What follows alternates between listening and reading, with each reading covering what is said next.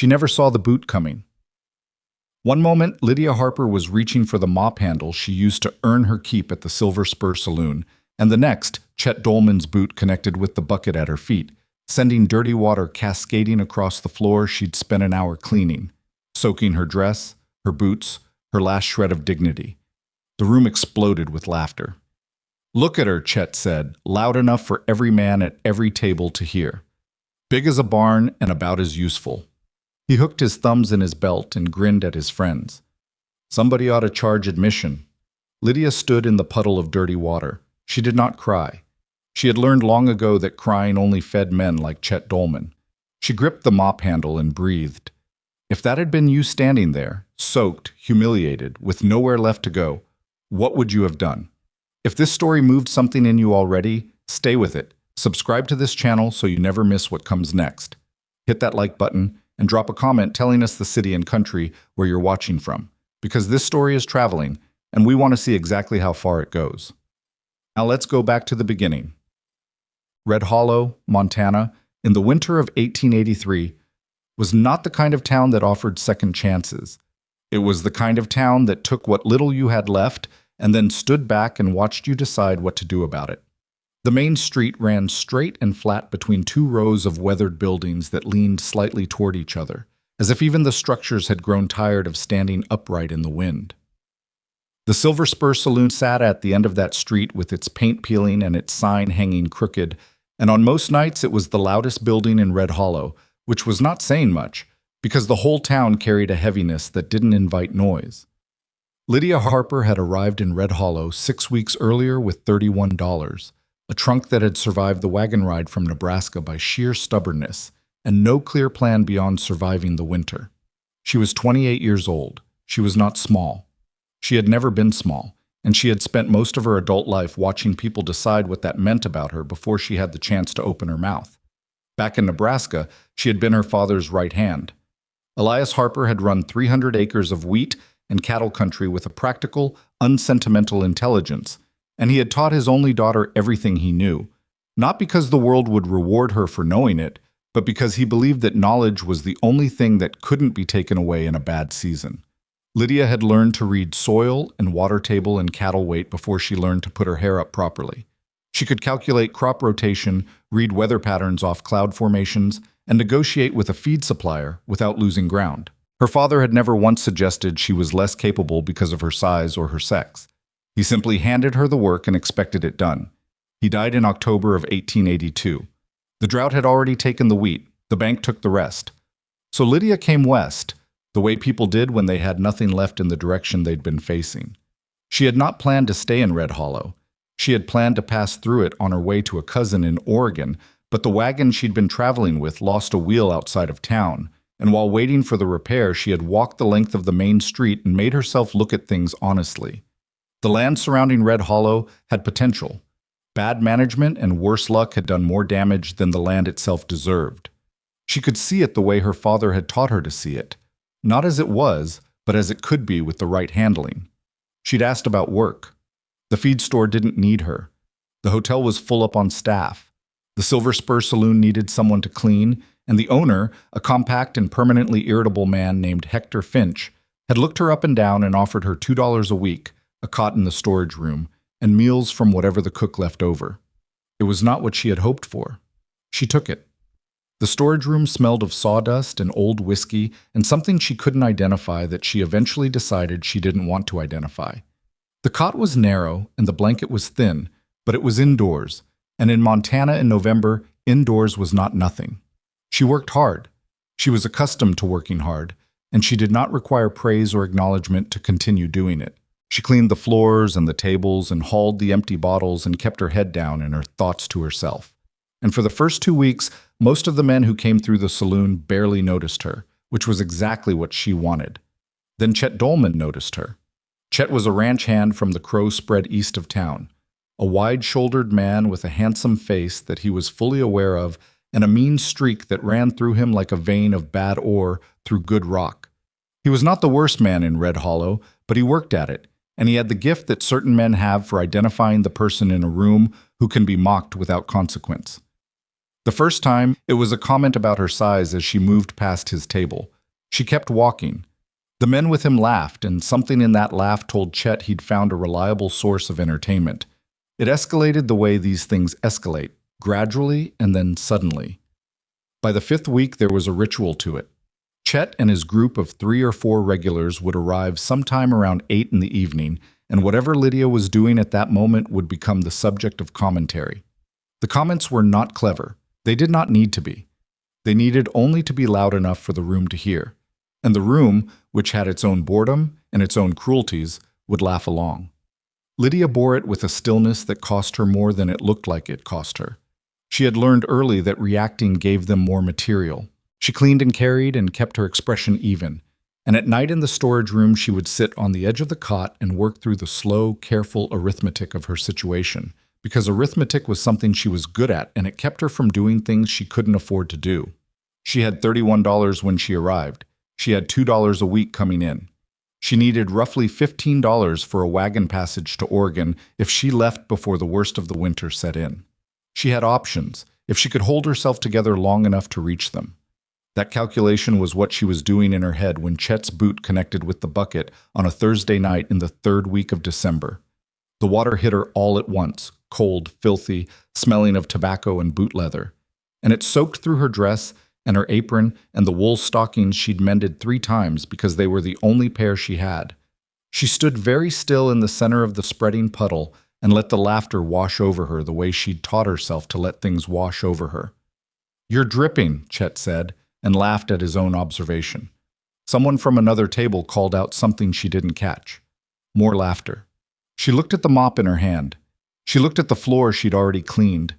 She thought about her father, who had never in his life kicked a bucket of dirty water at another person, and who would have had a few words to say about a man who did. She began mopping up the mess. "Hell," said one of Chet's companions, a younger man named Duval with a patchy beard. "She's going to clean it up herself. No shame at all." "She can't afford shame," Chet said. "Too expensive for her kind."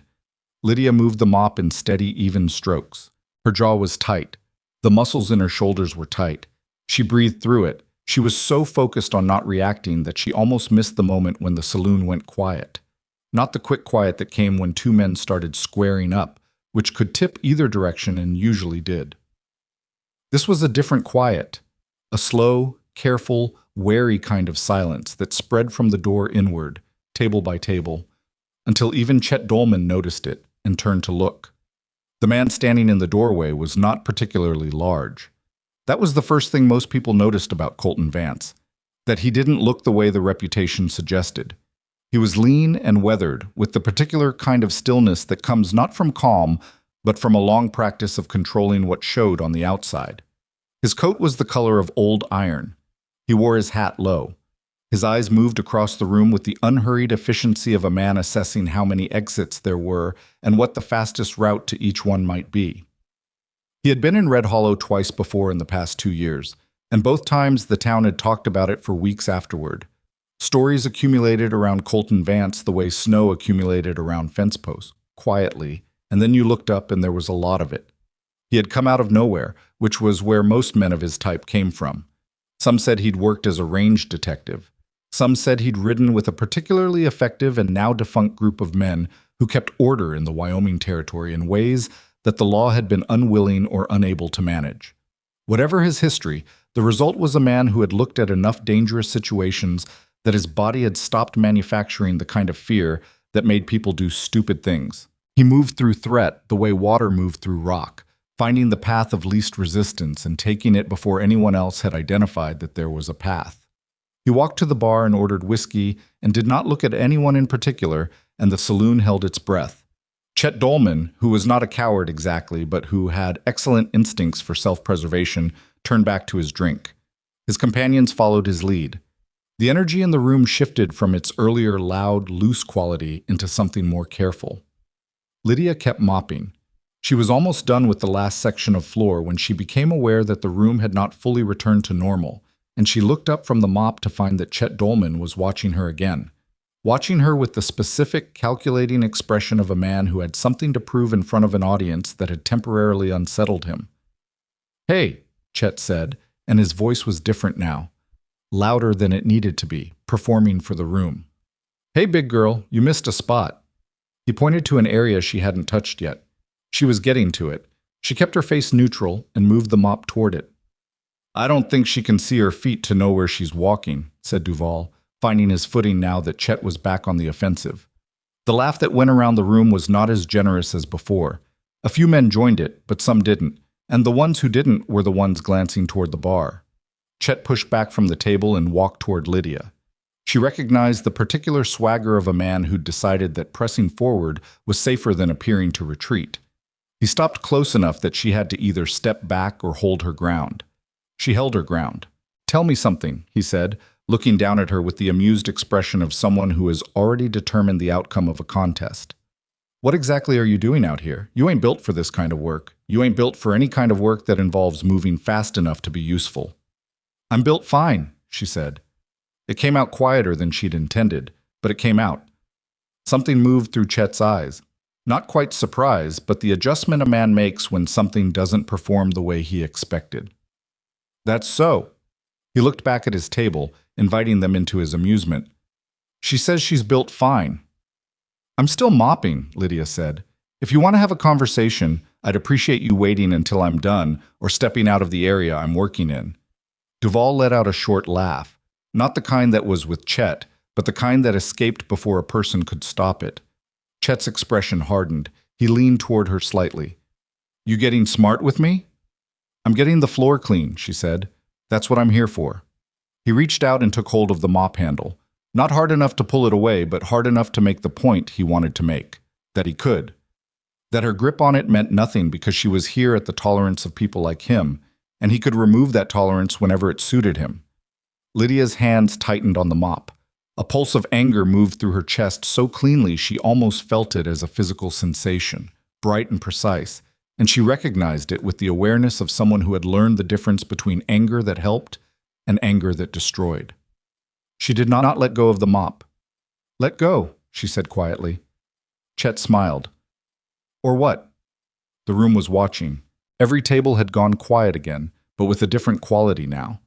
The anticipatory quiet of people waiting to see something give way. "Mr. Dolman," the voice came from the bar. It was not loud. It did not need to be loud. It moved through the quiet the way cold air moved through a gap in a door. You felt it before you had fully registered it was there. Colton Vance had not turned around from the bar. He was looking at his whiskey glass, his hand resting loosely near it, his posture that of a man who had interrupted his own thinking to mention something minor. "There's nothing funny happening from where I'm standing," Colton said, "and I don't think there's going to be." Nobody moved. Chet's hand was still on the mop handle. Lydia could feel the slight tremor in his grip that he was working to conceal. "I'm having a conversation," Chet said, and the performance in his voice was unmistakable now, a man playing an audience that had turned on him. "No," Colton said, still not looking at him. "You're not." The silence stretched long enough to become a decision. Chet released the mop handle. He did it slowly, in the way of a man who needed the release to look deliberate, and then he walked back to his table and sat down and picked up his drink and said something low to Duval that Lydia couldn't hear. Lydia stood with her mop in the middle of the cleaned floor and breathed. She looked toward the bar. Colton Vance was watching his glass again, or appeared to be. He did not look at her. He showed no interest in having performed an act of rescue, which was notable in itself, because most men who did something in front of an audience expected payment in the form of acknowledgement. He simply drank his whiskey, and Lydia finished mopping the floor. Later, in the storage room, sitting on the edge of the cot with her wet wool stockings hanging over the edge of the empty whiskey crate she used as a footstool, she replayed the moment, not the humiliation, which she'd gotten reasonably efficient at setting aside, but the moment afterward.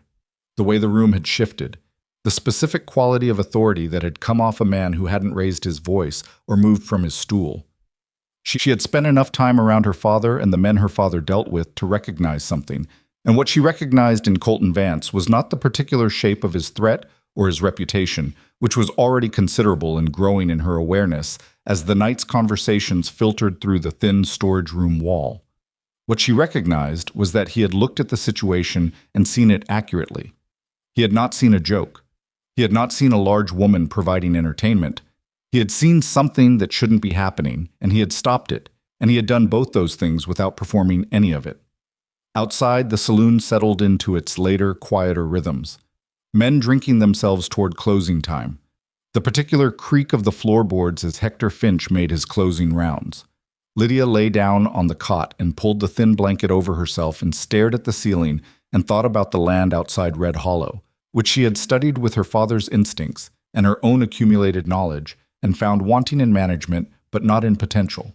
She thought about water tables and cattle routes, and the kind of planning that required someone to look at what a thing actually was rather than what it appeared to be. She thought about a man sitting at a bar who saw what was actually happening in a room and simply said so. She was awake for a long time. When she finally slept, she dreamed of Nebraska and her father walking the fence line in the early morning, pointing out where the soil changed character, teaching her to read what was there rather than what she expected to find. In the dream, he turned to her and said something she couldn't quite hear, but his expression was one she knew, the look he got when a thing she'd dismissed turned out to matter.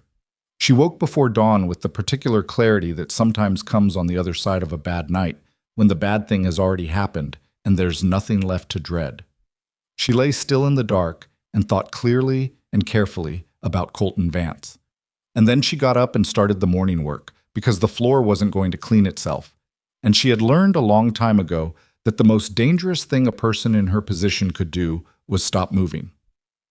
He came back the next morning. Lydia was carrying 2 empty crates from the back of the saloon to the alley when she heard the particular sound of a horse being tied to the post out front, not the casual, loose knot of a man who intended to stay a while, but the precise, efficient hitch of someone who might need to leave quickly.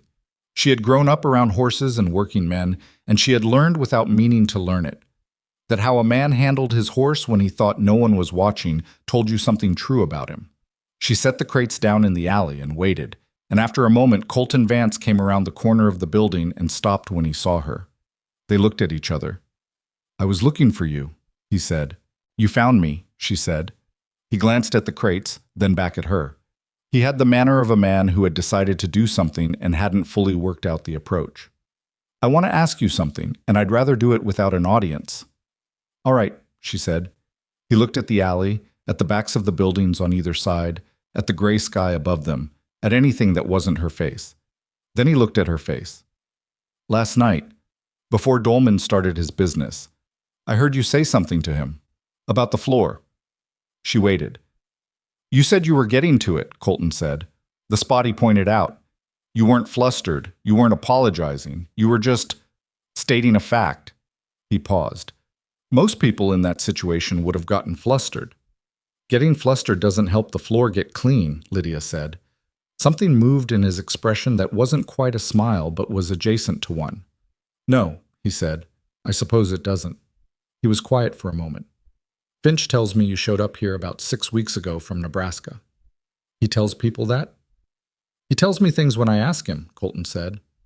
"I asked him." Lydia studied him with the same careful, assessing attention she gave to soil and weather and men who were about to negotiate against her. "Why?" "Because I want to know who I'm dealing with before I ask a question I can't take back," he said. The morning was cold, the kind of cold that came off the mountains and had weight to it, and Lydia's breath made small clouds between them.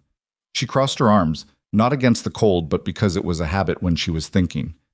"All right," she said again. "Ask it." Colton Vance looked at her with the directness of a man who had stopped wasting time somewhere in his past and never started again. "Finch also tells me your father ran land in Nebraska, cattle and wheat, that you worked it with him." "That's right." "He says you know soil." "He said that?" "I said it. He confirmed it when I described what I'd seen." Colton's jaw shifted slightly. "You were looking at the ridge west of town yesterday morning, standing at the edge of the main street looking west like you were reading something." She had been. She hadn't known anyone was watching. "The drainage pattern on that ridge is wrong," she said, before she'd consciously decided to say it. "Whoever managed that land last ran their cattle in the worst possible direction for the water table. They compacted the soil along the natural runoff paths. That's why the grass didn't come back." A silence. "You got all that from standing on the main street looking west." "My father taught me to read land." What else did he teach you? She looked at him steadily. Why are you asking? Colton reached into his coat and produced a folded piece of paper. He held it out, and she took it and unfolded it. It was a land survey, hand-drawn but precise, detailing a property of roughly 400 acres on the northeastern edge of the Red Hollow Valley. She recognized the property without needing the survey to tell her. She'd looked at it on her walks, because it was the kind of property that called attention to itself through sheer neglect, a place that had been used badly and then abandoned and left to communicate its own failure to anyone who cared to look. Cassidy Ranch, she said. What's left of it, Colton said. I bought the title 3 months ago off the bank for $40 and a handshake. The bank was glad to be rid of it. She looked at the survey and then at him. Why? Because I've been in this territory for 2 years and I've looked at every piece of available land within 40 miles, and that's the only one that isn't already ruined beyond fixing. He said it flatly, like a man reporting figures. The previous owners couldn't manage it, but that's a management problem, not a land problem, and I'm better at some things than I am at others. Lydia folded the survey back along its creases. What are you better at? Keeping men from taking things that don't belong to them, he said, moving livestock over difficult ground, building things that hold up to weather. He paused. I'm not better at reading soil or water or knowing where to put cattle so the land recovers instead of degrades. Another pause. Those are different skills. She held the survey out to him. He didn't take it. Keep it, he said. Look at it. Look at the property if you want. I'm not asking for an answer today. She looked down at the folded paper in her hand. What answer are you asking for eventually? A partnership, Colton said. Equal shares. I put in the title, the structure work, and the protection. You put in the land management and the planning. We split whatever comes out of it. He watched her. I know that's not a normal arrangement. No, she said. It isn't. I'm not interested in normal arrangements, he said. Normal arrangements are why that ranch went under twice. She held the paper and looked at the gray sky and thought about $31 and thin blankets and floors she'd mopped and would go on mopping if she stayed where she was. She thought about her father's voice telling her to look at what was there, not what she expected to find. I'll look at the property, she said. That's all I'm asking, Colton said. He untied his horse and stepped up into the saddle with the easy, unhurried movement of a man who'd been doing it his whole life. He looked down at her. Dolman's going to give you trouble again. I know, she said. You want me to do something about it? She looked up at him with an expression that was part irritation and part something she didn't have a clean name for. I want to do something about it myself, she said, when the time is right. He considered that. Fair enough, he said, and turned the horse and rode back toward the main street. Lydia stood in the alley with the survey in her hand and the cold coming off the mountains and the sound of the Silver Spur Saloon beginning its morning noise. And she thought that she had not come west to mop floors, and she had not come west to be Chet Dolman's entertainment, and she had not come west to live in a storage room that smelled of things she'd decided not to identify. She looked at the survey one more time, then she tucked it inside her apron and went back to work. She walked out to the Cassidy property 2 days later, on a Sunday when the saloon didn't open until noon, and she had 3 hours to herself. She dressed practically and borrowed a pair of work boots from the pile behind the bar that various men had left and never returned for, and she walked the 2 miles to the northeastern edge of the valley in the kind of clear, brittle winter morning that shows you the land the way illness shows you a person, stripped of everything false, nothing hidden. The property was worse than it looked from a distance and better than it had any right to be, which was more or less what she'd expected. The main structure, a long-low ranch house with a partial second floor that had been started and never finished, had weathered 2 hard winters since the last occupation and was showing it, but the bones were sound. She could see that from the outside. The man who'd built it had known what he was doing, even if the men who followed him hadn't. The roof had lost shingles in places but hadn't collapsed, which meant the internal framing had held. The windows were mostly intact. The door hung wrong but was still in the frame. The outbuildings were in worse shape. A barn that had lost one wall on the northern side, a smokehouse with a partially collapsed roof, a series of corral posts that stood at irregular angles in the frozen earth like a set of teeth that had taken a blow. She walked among them slowly, touching wood, looking at angles, reading what the structures told her about how they'd been used, and what kind of men had used them. Then she walked the land itself. She walked for an hour and a half in a broad, expanding pattern from the main structures outward. And what she found was this. The drainage problem she'd identified from the main street was real, but not unfixable. The soil compaction along the natural runoff paths could be broken up and redirected. There were 2 locations on the property where she could identify, from the vegetation patterns and the subtle depression of the ground, the presence of underground water. Not a guarantee, but a strong indication. Her father had found 3 wells that way, by reading what plants said about what was below them, and he'd been right 2 out of 3 times. The grazing areas had been overworked on the eastern sections and neglected on the western ones, which was exactly backwards from what the land's contour suggested you should do. If you reversed the pattern and gave the eastern sections 3 or 4 months of rest, while working the western carefully, the grass would come back. She was reasonably sure of it. She stood on the high point of the property, where the land lifted slightly before dropping away toward the valley floor, and she looked at 400 acres of neglected, mismanaged, quietly patient land. And she felt something move in her chest that was not hope exactly, because hope was a thing she'd learned to keep on a careful leash, but was close enough to hope that the distinction might not matter. She walked back to Red Hollow and told Colton Vance she would take the partnership. She found him at the livery stable, which was where he spent most of his mornings, and she walked in with the boots and the survey and said, "The western drainage can be redirected in the first spring thaw if we start preparing the channels now. There's water underground at 2 locations. The eastern grazing needs to rest. The barn's north wall needs to come down and go back up before you put animals in there." Colton was working on a piece of tack. He didn't stop working. "And the house?" "The house is fine," she said. "Mostly. The door needs rehanging, and there are 6 sections of roof that want new shingles before the next snow." She paused. "The second floor was never finished." "I know," he said. "I started it last month. I got interrupted." She looked at him. He looked at the tack. "You've been working on it already." "I bought the title," he said. "I wasn't going to just sit on it." She had not known this. She wasn't sure why she hadn't known it and then decided it didn't matter. "How much have you got done?" "The framing's finished. I need the boards for the floor, but the mill's been slow." He set the tack down and looked at her. "You've decided?" "Yes," she said. He nodded once, the way a man nods when the thing he anticipated has arrived more or less on schedule. "When do you want to start?" "I want to give Finch 2 weeks' notice," she said. He's let me stay here, and that means something even if the money's been poor." Colton looked at her with an expression she couldn't entirely read. "All right," he said.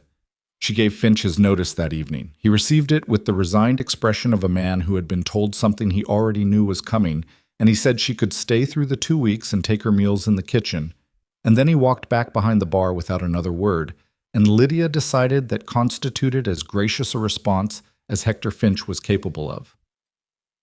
The next 10 days changed things in Red Hollow. Not dramatically. Not the way towns changed in stories, where something happened and everyone saw it, and everything shifted at once. Real change in real places happened the way water moved through soil, slowly, finding the path of least resistance, but going somewhere nonetheless. People noticed that Lydia was no longer mopping floors and carrying crates and occupying the position of saloon entertainment that Chet Dolman had assigned her. They noticed it because human beings in small towns notice changes to the social order the way certain animals notice changes in air pressure, instinctively, before they've fully processed what the change means. Some of them noticed it with discomfort, because Chet Dolman was a man whose goodwill mattered in Red Hollow, and his goodwill was connected to the Crow operation east of town, and the Crow operation was connected to most of the commerce that kept the town functional. Angering the Crow people had consequences. Others noticed it with a quieter kind of attention, the kind that didn't express itself and didn't need to. Chet himself noticed it on a Tuesday evening when he came into the Silver Spur and found Lydia behind the bar helping Finch with the end-of-week tallies, because she had bookkeeping skills that Finch had discovered purely by accident when she'd caught a mathematical error in his supply ledger and corrected it without being asked. Chet looked at her behind the bar with an expression that moved through several stages in the space of a few seconds. And then he sat down at his usual table and ordered his drink, and spent the evening louder than usual with his companions, as if volume could re-establish something he felt slipping. He waited until she was carrying the tallied ledgers to Finch's office in the back. He positioned himself in the narrow hallway with the specific practiced casualness of a man who wanted the encounter to look accidental. "So," he said, leaning against the wall, "I hear you're taking up with Vance." Lydia stopped. She was holding Finch's ledgers against her chest, and she kept holding them because they were the work she was in the middle of, and she saw no reason to set them down. "That's not how I'd put it," she said. "How would you put it?" "Business," she said. Chet's smile was the particular smile of a man who doesn't believe something and wants you to know he doesn't believe it. "Out at the Cassidy place," he said. "That land's been cursed since the first man bought it. You know what happened to the last 3 people who tried to work that property?" "I know what the bank records say," she said. "And I know what the land says, which is a different story." He pushed off the wall slightly. "That's a lot of confidence for a woman who was cleaning floors 2 weeks ago." "Cleaning floors is honest work," she said. "I didn't mind it." "Then why are you leaving it?" "Because I have better work to do," she said, and she walked past him to Finch's office and did not look back. She heard him say something behind her, low and aimed at himself rather than her, and she could not make out the words, but the tone was clear enough, and she filed it away with the careful, systematic attention she gave to all information about how people responded to being denied what they expected. The morning she left the Silver Spur for the last time was the coldest day of the year so far, a deep freeze morning where the air hurt your lungs if you breathed too fast, and the ground rang like iron under your boots. She collected her trunk from the storage room, which took 3 trips because it was heavy, and the hallway was narrow, and she carried the last load out the front door of the saloon and stood on the main street of Red Hollow with everything she owned stacked beside her and her breath making clouds in the frozen air. Colton was there with the wagon. He didn't say good morning. He picked up her trunk and put it in the wagon bed with the efficiency of someone performing a task rather than making a statement, and she climbed up to the bench seat, and they drove north out of town without ceremony. They didn't talk much on the drive, which suited them both. She looked at the land as they moved through it, reading what the winter showed her about it, the frozen drainage patterns, the way the snow sat differently over the spots where underground water changed the temperature of the soil, the thin places and the thick places, and the evidence of old wind patterns in the shapes of the drifts. Colton drove and let her look. When they pulled up to the ranch house, she got down from the wagon before he'd fully stopped it and walked to the door and pushed it open and stood in the main room for a moment, taking it in. It was cold. It smelled of empty time and old wood and the particular staleness of a space that had gone too long without breath in it. The light came in through windows that needed cleaning, landing on a plank floor that was in reasonable condition, and a stone fireplace that had a crack in the mortar along the left side that would need to be repointed before they put any serious fire in it. She turned around in the space. She looked at the ceiling, the walls, the corner where the staircase went up to the unfinished second floor. "It's a good house," she said. "It's a cold house," Colton said from behind her. "It's a cold day," she said. "Fire in that hearth, door sealed against the draft, and it'll be a different story by evening. I'll need the mortar crack addressed before we use the fireplace fully." She walked to the fireplace and crouched to look at the crack more closely. "Who laid this stone?" "Man named Eustace Pell. He built the original structure 20 years ago." "He knew what he was doing," she said, tracing the crack with one finger. "This isn't structural failure. This is settling. Different problem." She stood up. "I can fix it." "You know masonry." "My father built 2 fireplaces," she said. "I helped with both." She looked around the room again. "Where am I sleeping?" A pause. "The main room for now. There's a cot. I've been sleeping in the barn while I'm working on it, but the second floor will be done by the end of the month, and then—" He stopped. "The arrangement will be what you're comfortable with." She looked at him. He was looking at the fireplace. Something in his posture had gone carefully neutral, the way a man went neutral when he was aware that something could be misread and was choosing his words against that possibility. "I'm comfortable with practical," she said. "We're business partners. We'll conduct ourselves accordingly." "Yes," he said, with the specific brevity of a man relieved to have something established. She unpacked what she needed and spent the first evening making the main room habitable, which meant getting a controlled fire going in the damaged fireplace, small, carefully contained, enough to take the edge off the cold without putting stress on the cracked mortar. and sealing the draft from the front door with a strip of wool, she cut from the hem of a worn blanket, and sweeping the plank floor and making an actual list of what needed to be done, and in what order and what it would cost, and what it would require. Colton worked on the barn wall.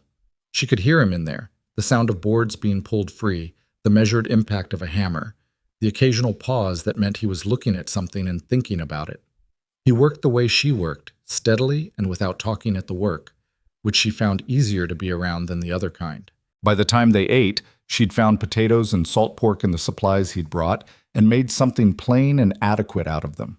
The main room was warm, and the list on the table between them had 23 items on it, organized by urgency and estimated cost. Colton picked up the list and read it. She ate and watched him read it. "You numbered these," he said. "In order of what stops working if we don't address it," she said. "The water source is first," he said.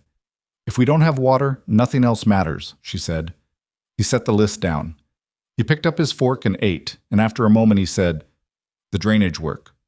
You said we start preparing the channels now, before the thaw. If we mark them now, while the ground is frozen, we have them right. The thaw will show us if we marked them correctly." She pulled a rough sketch from her coat pocket.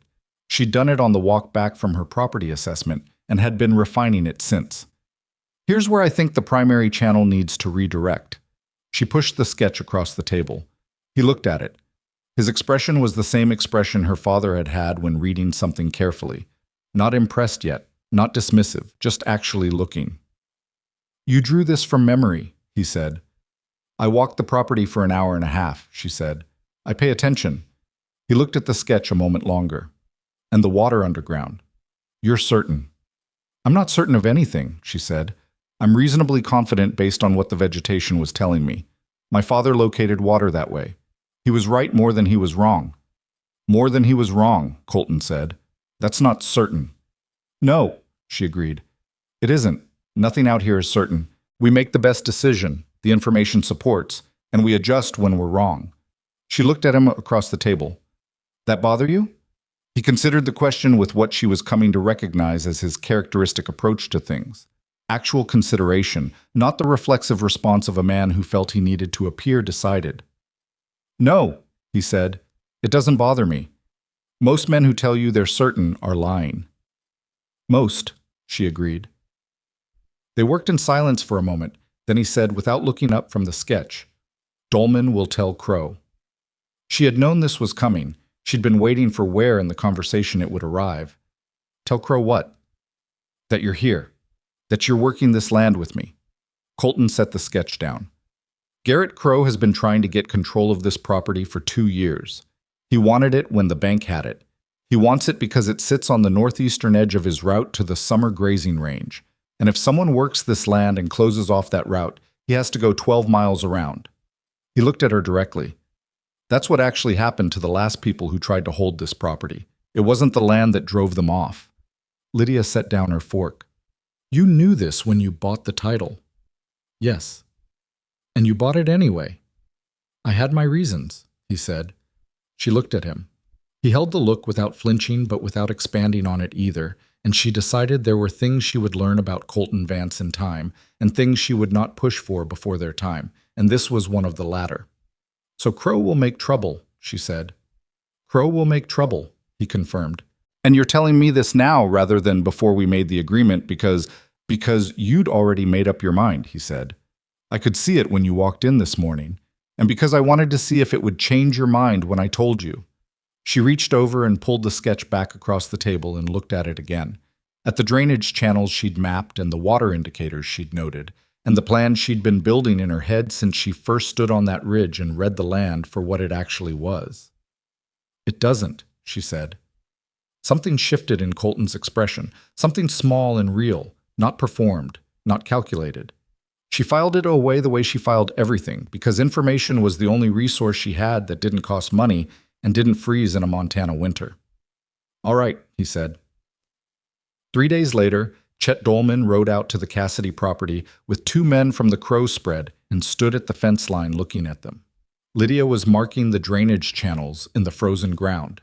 She had a wooden stake and a length of cord, and she was measuring distance between markers with the methodical patience of a woman who had spent her childhood laying fence lines with her father.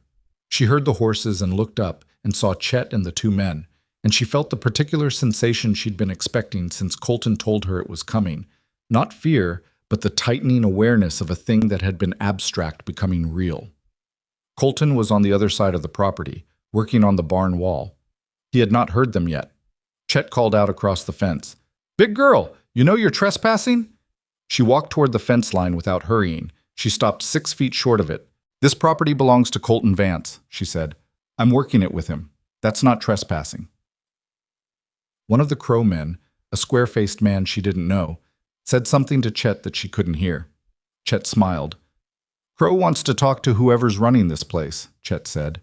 "That'd be Vance, I expect, not the hired help." "I'm not hired help," she said. "I'm a partner." That landed the way she expected. Chet's smile widened to its uglier register. "A partner," he repeated, drawing it out for the benefit of the Crow men. "Well, Vance always did have unusual taste." Lydia looked at him. She was aware of the cold, the frozen ground under her boots, the cord in her hand, the stakes she'd set, the work she'd been doing before the interruption. She thought about her father, who had dealt with men who wanted his land and his water and his grain contracts, who had taught her that the worst thing you could do with that kind of pressure was let it find purchase. "Tell Crow that Vance will come see him when Vance decides to," she said. "That's the message." Chet's smile went away. "You're making a mistake," he said, and his voice had dropped into a range that was meant to be serious and succeeded at it. "I'm marking drainage channels," she said. "I'd like to get back to it." She turned around and walked back toward her work. She heard one of the Crow men say something low and pointed, and she heard Chet say something back, and then she heard the horses turn and move away, and she let out a slow breath into the frozen air and watched it disperse. When Colton came around the side of the property an hour later and saw the look on her face, she told him what had happened. He listened without interrupting. When she was done, he was quiet for a moment. Then, "You told Chet to tell Crow I'd come when I decided to." "Yes." He looked at the fence line where Chet had stood, and something worked through his expression that was difficult to read. "That's going to make Crow angry." "I know," she said. "You didn't want to make a conciliation," he said. "Not an accusation, just a reading of the situation." "I didn't want to give him the impression that we could be managed," she said. "There's a difference between being willing to talk and giving someone the idea that you'll come running when they call." She looked at him.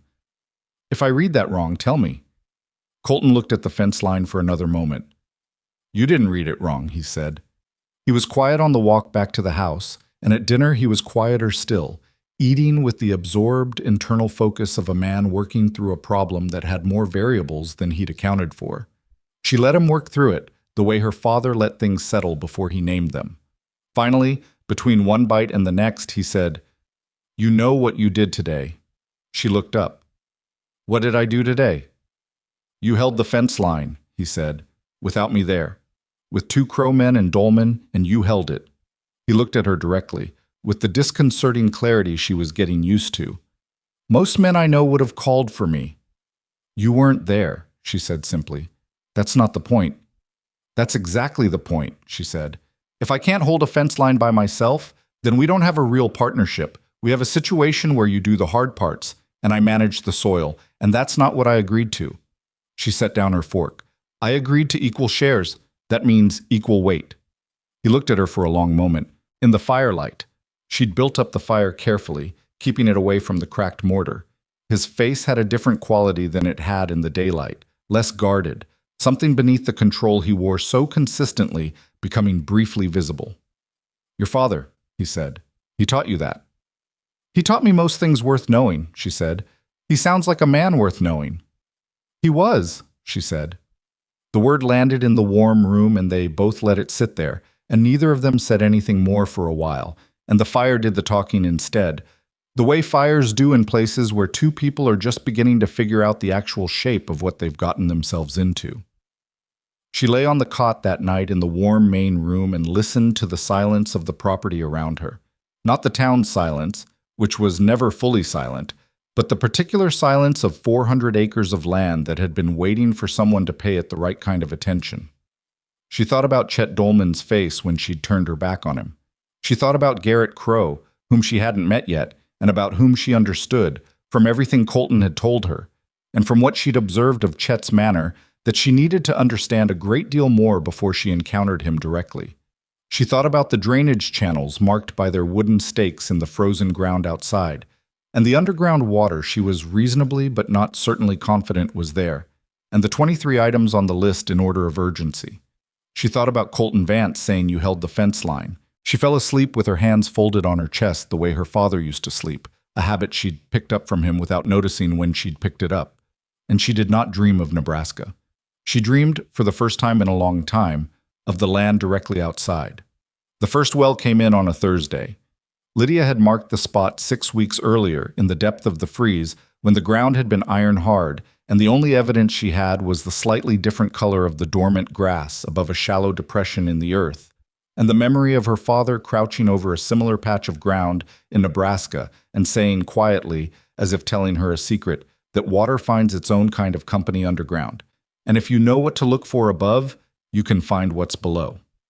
She and Colton had been digging for 4 days, taking turns with the pickaxe and the spade in the way of two people who had established, without discussing it explicitly, that the work would be shared in proportion to capacity rather than role. She dug. He dug. When one tired, the other took over. By the 4th day, they were 7 feet down, and the ground had softened from iron to clay, and the clay had begun to show the gray-blue color that her father had described as the color of water thinking about coming up. On Thursday morning, she climbed down into the shaft with the spade and struck the clay twice and felt the resistance change under the blade. And then the water came up around her boots slowly at first, then faster, cold and clean and smelling of deep earth. And she stood in it and looked up at the gray circle of winter sky above her and felt something that was not triumph exactly. Triumph was for things you'd been certain of, but was something adjacent to relief so profound it manifested as a physical loosening in her chest. She called up, "Colton?" He was at the rim in 4 seconds, looking down. He saw the water rising around her boots. He said nothing for a moment. "Second location," she said. "We should dig before the ground freezes again." He reached a hand down and she took it, and he pulled her out with the unhurried efficiency she'd come to associate with how he did most physical things. And she stood at the edge of the shaft with muddy boots and wet stockings and water dripping from the hem of her skirt. And she did not look like a woman who had just found what she'd told him she thought was there. She looked like a woman who had been right about something important and was already thinking about the next thing. "Second location," Colton said. 70 yards northwest," she said. "If I'm right about the underground pattern, they're fed from the same source. 2 wells gives us redundancy. One goes low in a dry summer, the other compensates." He looked at the shaft, then at her. "You weren't certain," he said. "I told you I wasn't certain," she said. "You found it anyway." "My father found 1 out of 3 using the same method," she said. "I found 2 out of 2. She pulled a length of cord from her coat pocket and began walking northwest, counting her paces. I think his technique was slightly off. He was reading the vegetation, but he wasn't accounting for soil temperature differential in the early morning. The frost patterns show you more than the plants do in deep winter. He followed her. She could feel him not saying what he was thinking, which she'd noticed was his method. A man who processed things internally and produced their residue in conversation, rather than working through them out loud. She had come to find it easier than the other kind. Her father had been the same way. She stopped at 72 paces and crouched and looked at the ground. The frost pattern here was different, subtly, but she knew what she was looking for now. "Here," she said. Colton crouched beside her and looked at the frost. He looked for a while. Then, "I don't see what you're seeing." "The crystals are smaller here," she said. "The ground underneath is slightly warmer. Water keeps the soil temperature more even through the freeze. It's not dramatic, but it's consistent." She stood. "I could be wrong about this one." "But you don't think you are," he said. "No," she said. "I don't." They started the second shaft the following morning. Meanwhile, the barn came together. Colton had rebuilt the north wall with boards from the mill in town, negotiated at a price that represented the mill owner's grudging acknowledgement that Vance was not a man you gouged on principle. The structure was sound now, properly oriented against the prevailing wind, and they had 3 horses stabled in it, and the beginnings of a feed arrangement with a supplier 2 towns over who had been undercutting the local market for 2 seasons and was glad for a new customer. The fireplace mortar got repointed on a Sunday when the temperature lifted briefly above freezing and the mix could set properly. Lydia did it herself, using a technique her father had shown her with a narrow trowel and a patience that the work demanded. Colton watched the first half hour, identified that she knew what she was doing, and went to work on the second-floor flooring, and by evening the fireplace could hold a real fire, and the upper floor had 12 boards down and 8 to go. The second-floor arrangement they had arrived at by mutual, unspoken agreement. 2 rooms separated by a wall that Colton had framed in February. One was hers. One was his. The staircase was adequate, and the dividing wall was solid, and neither of them treated this as anything other than the practical solution it was. In the evenings, they ate at the table in the main room and worked through the running list of what needed doing, which had shrunk from 23 items to 14 and then to 9, though the nature of ranch work was such that new items appeared before old ones were fully crossed off, and the list never fully went away. They talked about the land more than anything else, not because they had nothing else to talk about, but because the land was what they were both most interested in. Colton knew cattle movement and had an intuitive sense of terrain that complemented her more analytical approach. She could read why the land was the way it was. He could see what it wanted to become. The combination produced plans that neither of them would have arrived at alone, which was something neither of them commented on, but both of them knew. Occasionally they talked about other things. He told her, on a cold February night when the wind had been working against the house for 6 hours and showed no sign of stopping, that he had come originally from Tennessee, which surprised her because nothing about him suggested the South. He said the war had moved his family and the aftermath had moved what was left of them, and he had been moving in one direction or another ever since, looking for something worth staying still for. She told him about Nebraska. Not the loss of it. She had shared that already in fragments over the weeks. But the good years, the early years, when her father was strong and the land was producing, and she had grown up believing that a person who knew how to work could make things work.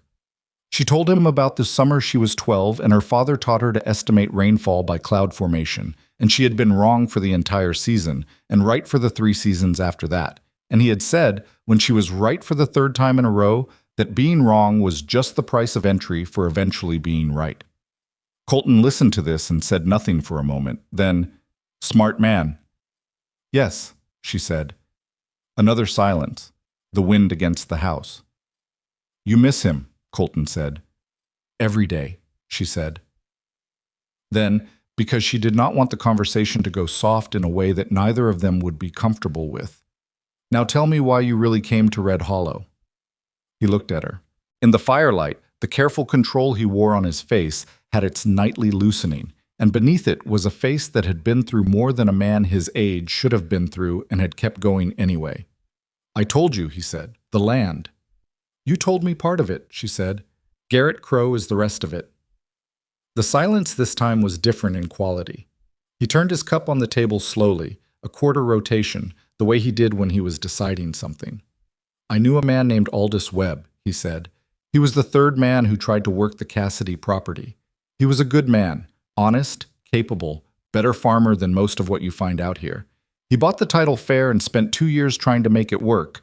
And when he wouldn't sell to Crow, Crow's men ran his cattle off a bluff in the middle of the night and burned his hay store and left him with no way to last the winter."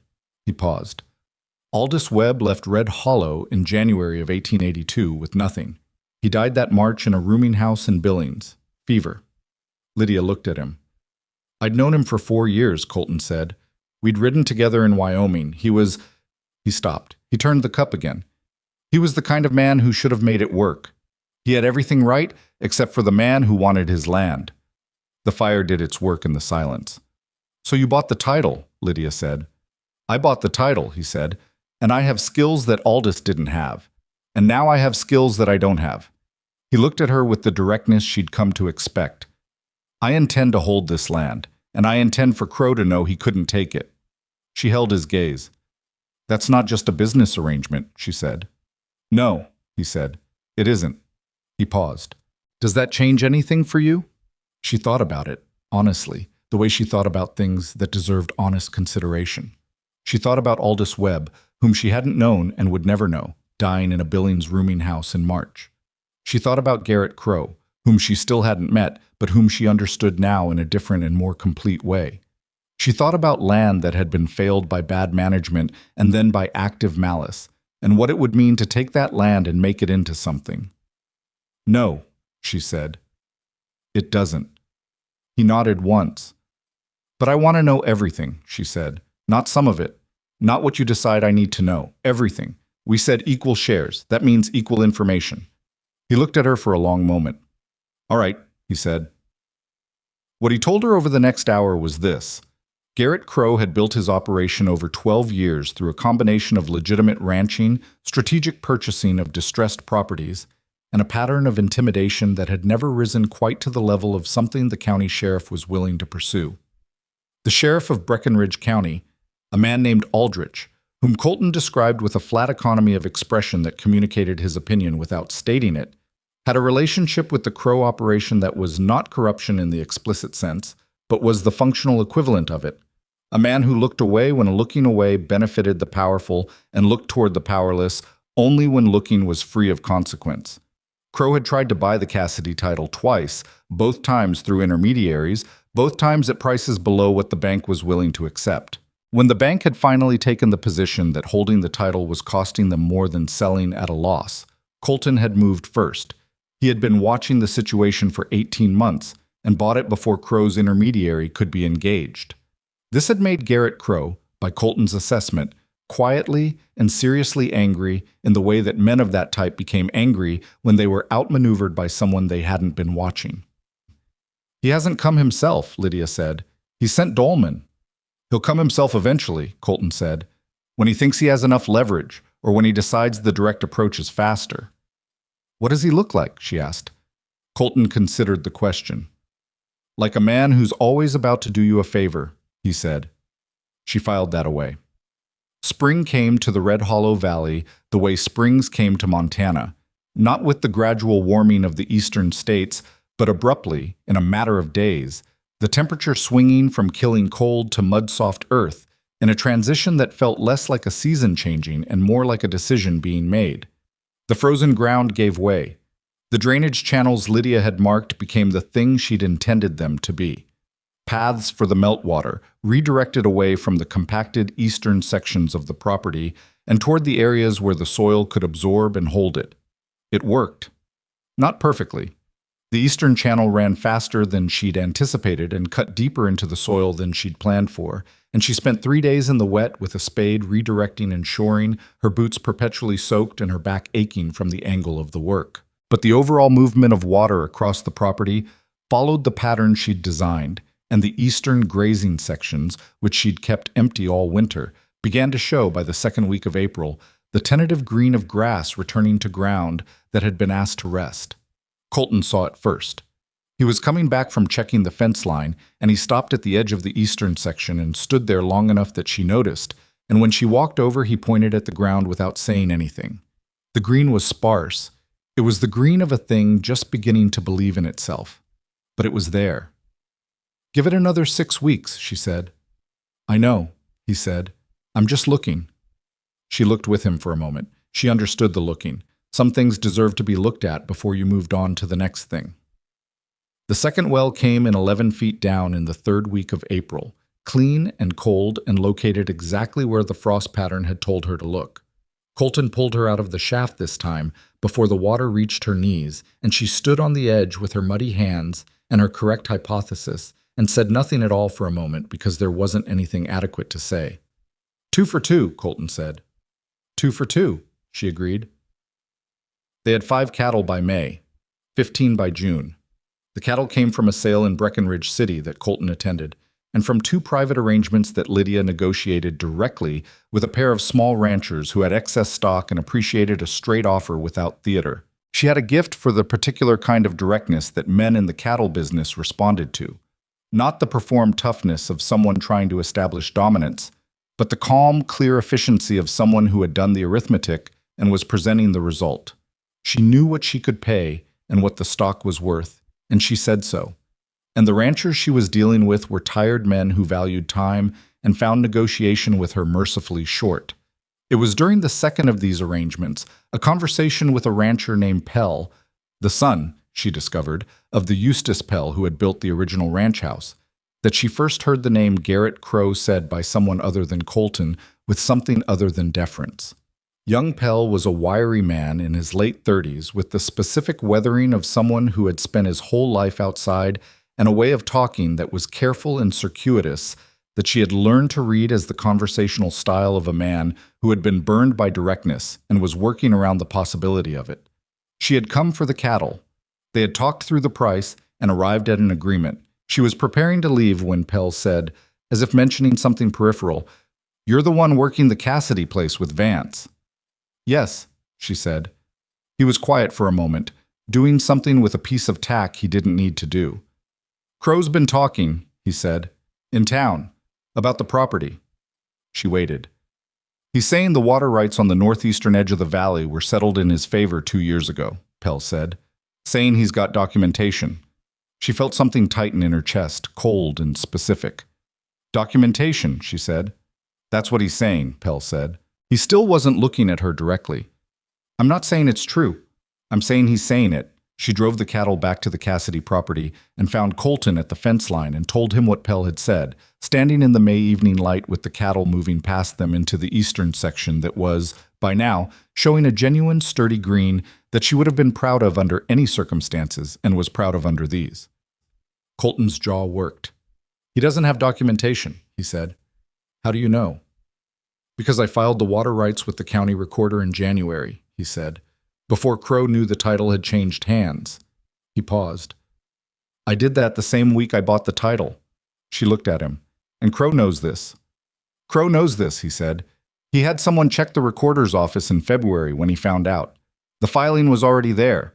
He paused. "So either he has documentation he's manufactured, or he's betting that the threat of it is enough to get us to negotiate." "Or he has a relationship with the county recorder," she said. Colton looked at her. "You said Sheriff Aldrich looks away when it's convenient," she said. "Same principle. If Crow has been operating in this county for 12 years, he has relationships with people who handle paper." She paused. "Has anyone checked the current state of the recorder's filing?" A silence. Something moved through Colton's expression. That was not quite the look of a man discovering something, but was the look of a man who realizes he should have thought of something and didn't. "No," he said. "We should check it," she said. He rode to Breckenridge City the next morning. She stayed on the property because the cattle needed managing and the fence line on the northern edge needed attention, and the work didn't stop because the situation had gotten complicated, and she worked through the day in the way she'd learned to work when things were uncertain, steadily, methodically, keeping the tasks in front of her rather than letting the problem she couldn't currently solve occupy space that the tasks needed. He came back in the late afternoon, and she knew from the way he tied his horse, the quick, tight knot of a man who needed both hands free for something, that the news was not good. "It's been altered," he said. She put down the fence post she'd been steadying. "How?" "Someone replaced the filing date page," he said. "My filing is still there, but the date has been changed to show it was made in March, after Crow's alleged documentation. Whoever did it was careful. If you didn't know what date I'd actually filed, you wouldn't know to look for the change." "But you know what date you filed," she said. "I know exactly what date I filed," he said. "I have the receipt from the recorder's assistant who took the filing. I've had it since January." He reached into his coat and produced a folded document. Small, the kind of perfunctory receipt that offices issued without thinking about their potential significance. "She gave it to me without a second thought. Standard practice." She looked at the receipt. The date was clear. "This proves the alteration," she said. "This proves the alteration," he agreed. "But proving the alteration means proving that someone in the county recorder's office changed an official document, and that's a more complicated thing than having the right filing." She looked at the receipt and then at the land around her. The green eastern sections, the redirected drainage channels now settled into their new paths, the barn with its rebuilt north wall, the house with its repointed fireplace and its finished second floor, 4 months of work, 2 wells, 15 cattle, and more coming. A plan that was becoming a reality at the rate of consistent, accurate effort. She thought about Aldous Webb. She thought about 3 failed owners and a bank that had been glad to be rid of the title for $40 and a handshake. She thought about Garrett Crow, who looked like a man about to do you a favor. "We need a lawyer," she said. "Lawyers cost money," Colton said. "Everything costs money," she said. "What do we have?" She knew without needing to calculate it fresh, because she maintained their finances the way she maintained the drainage channels, with ongoing attention rather than periodic review, enough to engage a lawyer for a preliminary consultation and perhaps a letter of inquiry to the county recorder. Whether they had enough for what came after that depended on what came after that. "Breckenridge City," she said. "There are 3 lawyers there. One of them will have a reason to take a case against Crow, either because he has his own grievance or because he sees the evidentiary angle." She looked at Colton. "Or both." "You know lawyers?" he said. "I know people," she said. "My father dealt with the bank and the feed cooperative and 3 different attorneys over the years. I learned that lawyers are like soil. They're all dirt, but different dirt serves different purposes." She paused. "I want to go myself." He looked at her. "I thought about going," he said. "You should stay on the property," she said. "If Crow is moving, this is when he moves on the ground. He can't do anything in court right now. The document alteration cuts both ways. It means his claimed documentation is also under question. So he does something physical. He needs someone here who can respond to that." Colton looked at the land. She watched him look at it and saw what she'd seen growing in him over 4 months. The attachment that came from work, from things going right slowly and hard, from 2 wells and rebuilt barn walls and grass that came back because you let it rest. "All right," he said, "you go." She went to Breckenridge City on a Wednesday, driving herself in the wagon with the receipt in her coat pocket and the financial figures in her head, and the approach she'd been developing since the conversation at the fence line. She was dressed practically but not poorly. She had one good dress, a dark blue wool that she'd kept through everything, because her father had told her once that the first thing you sacrificed when you got poor should never be your dignity. And she had understood him to mean that how you presented yourself in important situations mattered and was worth the space in the trunk. She went to the second lawyer on the street, whose name was James Orrin, because the first lawyer's office had a Crow Cattle Company notice in the window that she identified as a client display and walked past without breaking stride, and the third lawyer's office was closed, and Orrin's had the look of a working operation rather than a performed one. Worn floorboards, ink-stained, man in his 50s with a reader's face, and the careful hands of someone who spent his days handling paper. She sat down without being invited to sit and put the receipt on his desk and explained the situation in 12 minutes without repetition or emotional emphasis, the way her father had taught her to present problems. Sequence, evidence, stakes. Orrin listened. He did not interrupt. When she finished, he picked up the receipt and looked at it for a long moment with the particular focused attention of a man reading something for what it actually said rather than what he expected it to say. "Crow," he said. "You know him," she said. "Everyone in this county knows Garrett Crow," Orrin said. "The question is whether you know him." "I know what he's done," she said. "I'm learning the rest." Orrin set the receipt down with the care of a man who understood its significance. "This is a document alteration case against a county official," he said. "That's not a small thing." "No," she agreed. "Crow will have resources that will make this expensive," he said. "I know," she said. "I'm asking you to take the first step. A letter of inquiry to the recorder's office, formally questioning the date of the filing and requesting the original document be produced for review. That establishes a record." She looked at him. "You've done that kind of work before." "I have," he said. He was looking at the receipt again. "You drew up the comparison between your receipt date and the recorded filing date yourself?" She pulled a second paper from her coat. The analysis she'd done the previous evening, clear and organized, showing the discrepancy and its implications.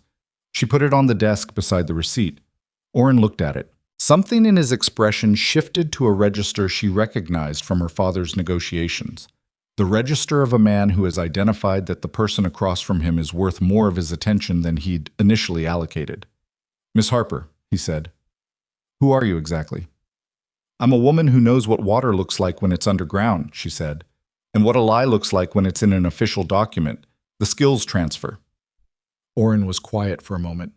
Then, to her considerable surprise, he smiled, a small, dry, genuine smile that suited his face.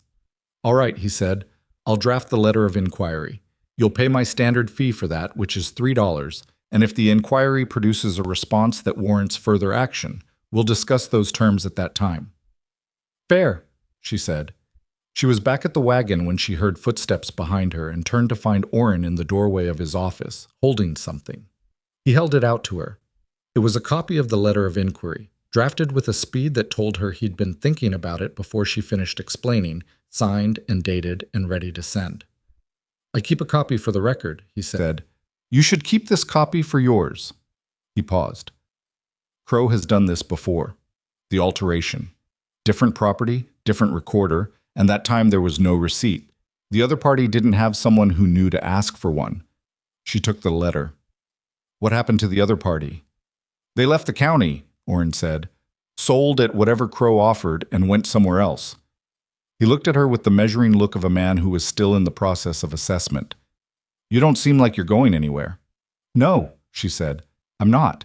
She drove back to Red Hollow in the long spring evening, with the letter in her pocket and the receipt's copy and the financial accounts running in her head against the known costs and the probable costs and the legal fees she had not fully calculated yet, but which she was building a picture of. And she was doing this arithmetic when she came over the last rise before the Cassidy property and saw the smoke. Not the white smoke of their evening fire. Black smoke, rising from the direction of the hay store they'd built on the western edge of the property in March. She pushed the horse faster than she'd intended and came onto the property at a speed she'd later realize was dangerous on the uneven ground. And she pulled up at the hay store and found Colton there already, working with the water barrel and burlap sacking, fighting a fire that had been set at the base of the structure and had caught the lower bales before he'd reached it. He was winning, barely. She was off the wagon before it fully stopped, and she was beside him with the second water barrel from the wagon bed, pouring it where it needed to go. And they worked for 20 minutes in the smoke and the heat and the particular silence of two people doing something urgent that does not have room for words. When it was out, they stood in the black-smelling aftermath and looked at what was left. The lower third of the hay store was gone. The structure itself had held. The walls were scorched but standing, the roof was mostly intact. And they had saved roughly 2/3 of the stored hay.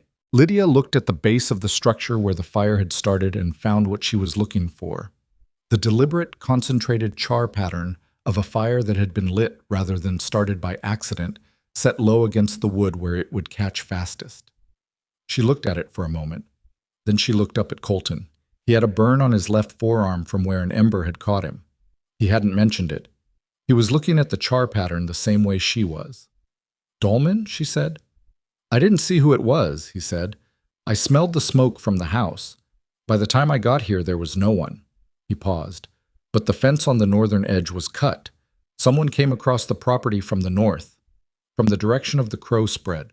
She stood in the aftermath of the fire in the long spring evening, and she felt something move through her that was not the hot panic of disaster, but the cold, clear anger of a person who has been told precisely what the next stage of the fight looks like.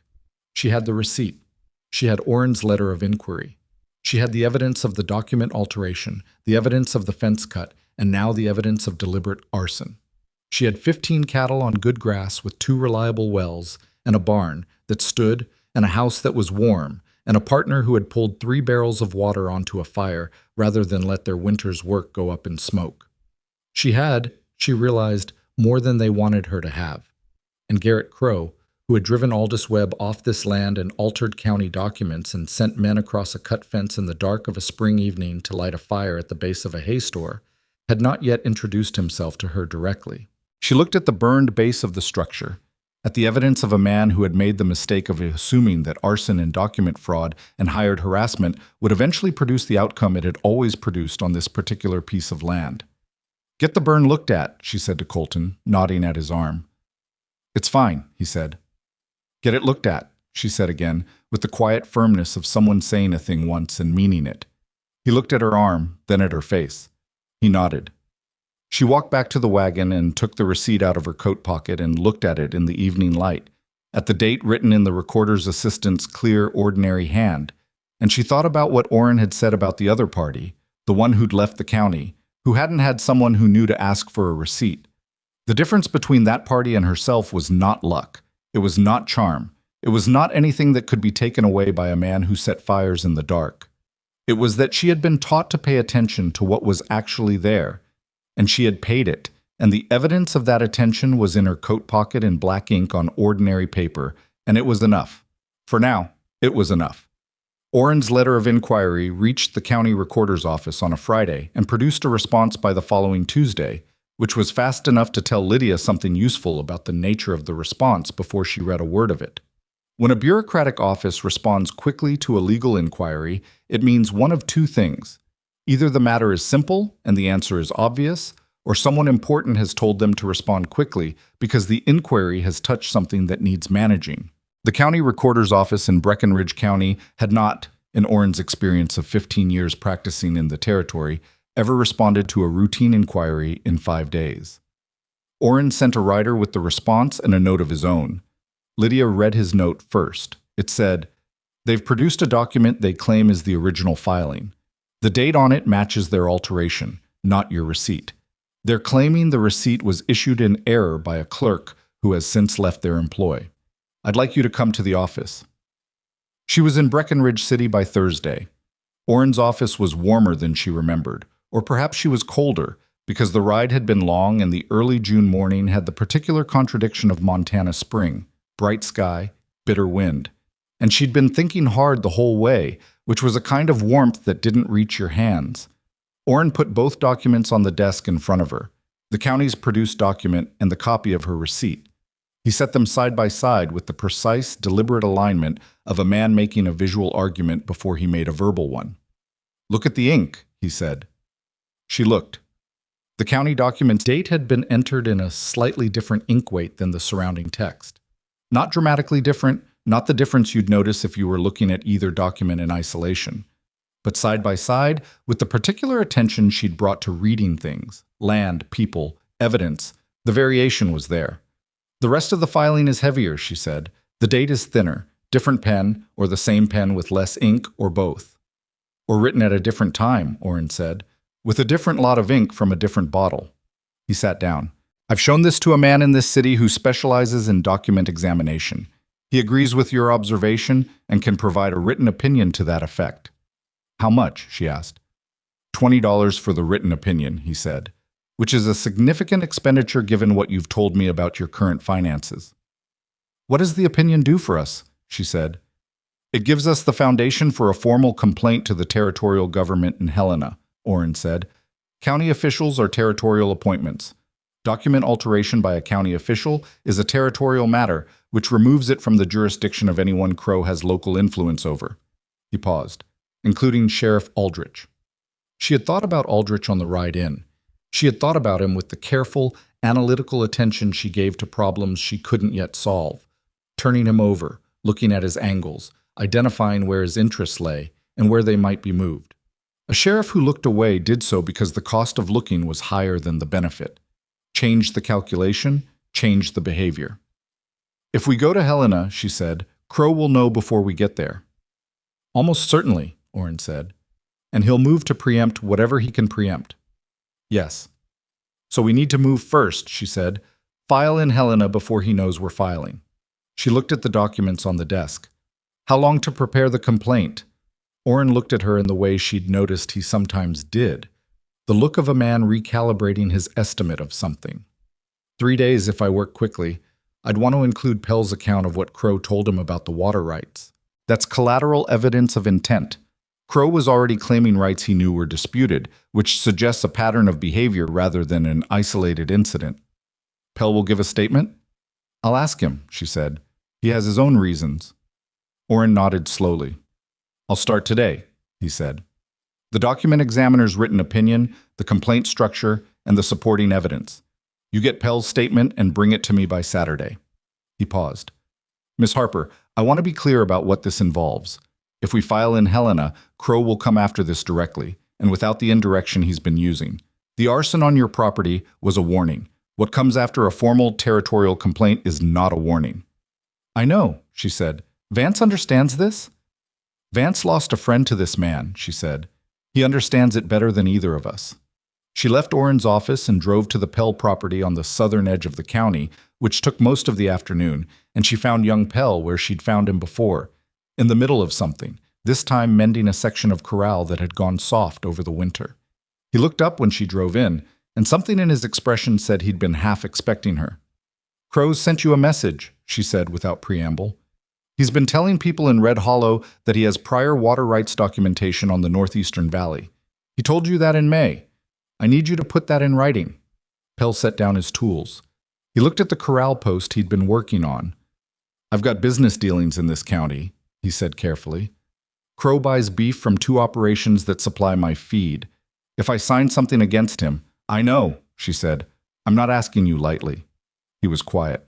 She let him be quiet, the way her father had let silence do its work in negotiations, not filling it, not pressuring it, letting the other person sit in it until they arrived somewhere on their own. "My father built that ranch house," Pell said finally. "The Cassidy place. Eustace Pell built it in 1863 and sold it fair and saw 3 families fail on it. And the last time he went out to look at it before he died, he said it wasn't the land's fault and it wasn't bad luck. And every man knows what it was, but nobody said so under oath." He picked up his tools again and set them down again. "My father was not a man who left things unfinished." "No," she said. "I know. I can see it in the fireplace he built." Pell looked at her. "The mortar," he said. "I repointed it in February," she said. "It held through the winter. He knew what he was doing." Something worked through Pell's face, the specific working of a man who has been handed something small and true. "All right," he said. "I'll give you the statement." She had it by the following morning, written in Pell's slow, deliberate hand on a page torn from a household ledger. Not elegant, but specific and clear and signed with the kind of signature a man puts on something he intends to stand behind. She was back at the ranch by nightfall. Colton met her at the gate, which was not his usual practice, and she knew from the way he was standing, the particular stillness of a man who has been managing something in his head for several hours and is ready to give it to someone else, that something had happened. "Crow came," he said. She got down from the wagon. "Here?" "This afternoon. Himself, not Dolman. 2 men with him, but they stayed back." He walked with her toward the house. He was polite. That's the word I'd use. He was extremely polite. She thought about Orrin's description. A man who always looks like he's about to do you a favor. "What did he want?" "He wants to buy the property," Colton said. "He made an offer. Twice what the title cost, plus moving expenses." He paused. "He made the offer to me directly, as the title holder. He didn't mention you." They went inside. She hung her coat and put the Pell statement on the table beside the other documents she'd accumulated. The receipt, the Orrin letter, the county's response, the copy of the document examiner's preliminary notes that Orrin had forwarded with his rider. A pile of paper that represented 6 months of a fight that had started with a bucket of dirty water and a mop handle in a saloon. "What did you tell him?" she said. "I told him I'd discuss it with my partner," Colton said. Something moved in her expression. He'd used the word deliberately, she knew. Said it to Crow in a way that established what Crow had been pretending wasn't there. "How did he take that?" she said. "He didn't react. That's what bothered me about him." Colton sat down at the table. "Most men, when they don't get the answer they want, show you something." He just nodded and said to pass along his regards. He looked at her. He knew about the Helena plan. She went very still. "Said so?" "Not directly. He said he hoped we'd make our decision before things became complicated," was the word he used. And the way he said complicated had a specific weight to it. Colton's jaw shifted. "He has someone in Orrin's office, or someone who's watching Orrin's office." She sat down. She thought about this with the cold, functional clarity she brought to problems when panic was not a useful response. Orrin himself she trusted. A man who'd mentioned Crow had done this before, and said so with the specific, careful neutrality of someone who had a reason to see the pattern corrected, was not a man who was passing information to Crow. But Orrin had a clerk. Orrin had people who came and went from his office. A man like Crow didn't maintain his position in a county for 12 years without developing a network of small, practical eyes. "We file Monday," she said, "not Saturday. Monday at the opening of the Territorial Office's business day in Helena, with Orrin present, before anyone who might be watching a Saturday ride has time to get there first." That's 2 extra days, Colton said. It's 2 days for Crow to think we're still deciding, she said, and 2 days for us to add one more thing to the complaint. He looked at her. The arson, he said. I've been documenting it, she said. The burn pattern, the fence cut, the direction of approach. I have sketches and measurements. Orrin can include it as evidence of a pattern of physical intimidation concurrent with the document fraud. She looked at him. It's a stronger complaint with it than without it. He was quiet for a moment. Then, what does Orrin need from us for Monday? Everything we have, she said, and I need to be in Helena myself. I know, he said. The property? I'll be here, he said. It was said simply, without the particular kind of emphasis that would have made it into something it didn't need to be. He would be here. That was the fact of it. She looked at him across the table, at the burn scar on his left forearm that had healed to a pink seam over the past weeks, at the face she had been reading for 6 months and still found genuinely difficult to read in places that were not the surface. And she thought that there was a kind of partnership that was rarer than the kind built on shared interest or compatible skill. And it was the kind where another person's presence felt like a structural element rather than an addition, something the whole enterprise would be architecturally different without. She didn't say this. It was not the kind of thing she said, but she held it, the way she held things that were true and mattered and didn't require expression to be real. I'll leave before dawn on Saturday, she said. I'll be in Breckenridge City when Orrin opens. She spent Friday preparing.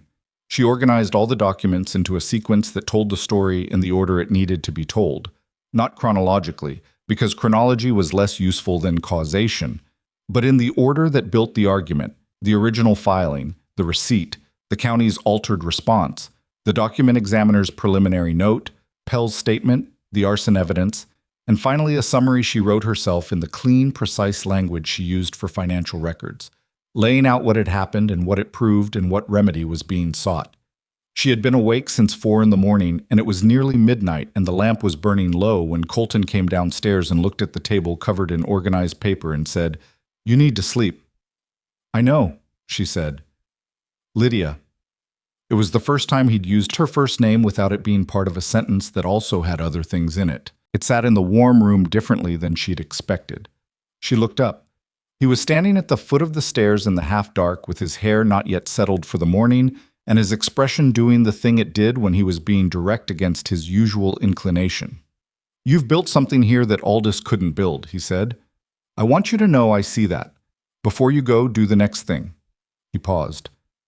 He'd have found it remarkable, what you've done with this land. She looked at him for a moment.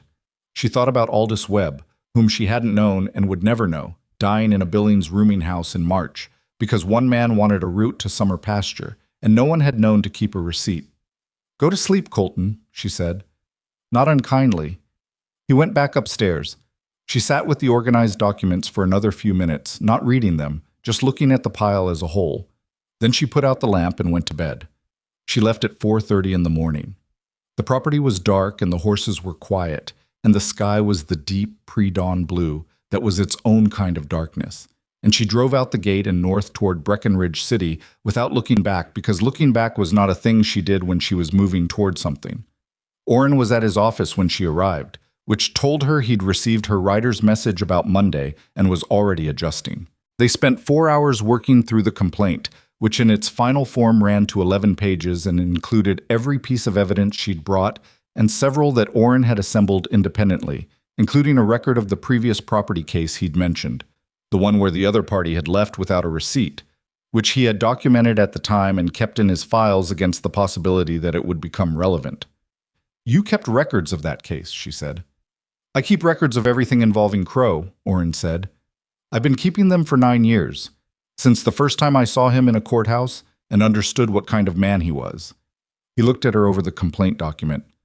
"I've been waiting for a complainant who wouldn't leave." "You should have said that in January," she said.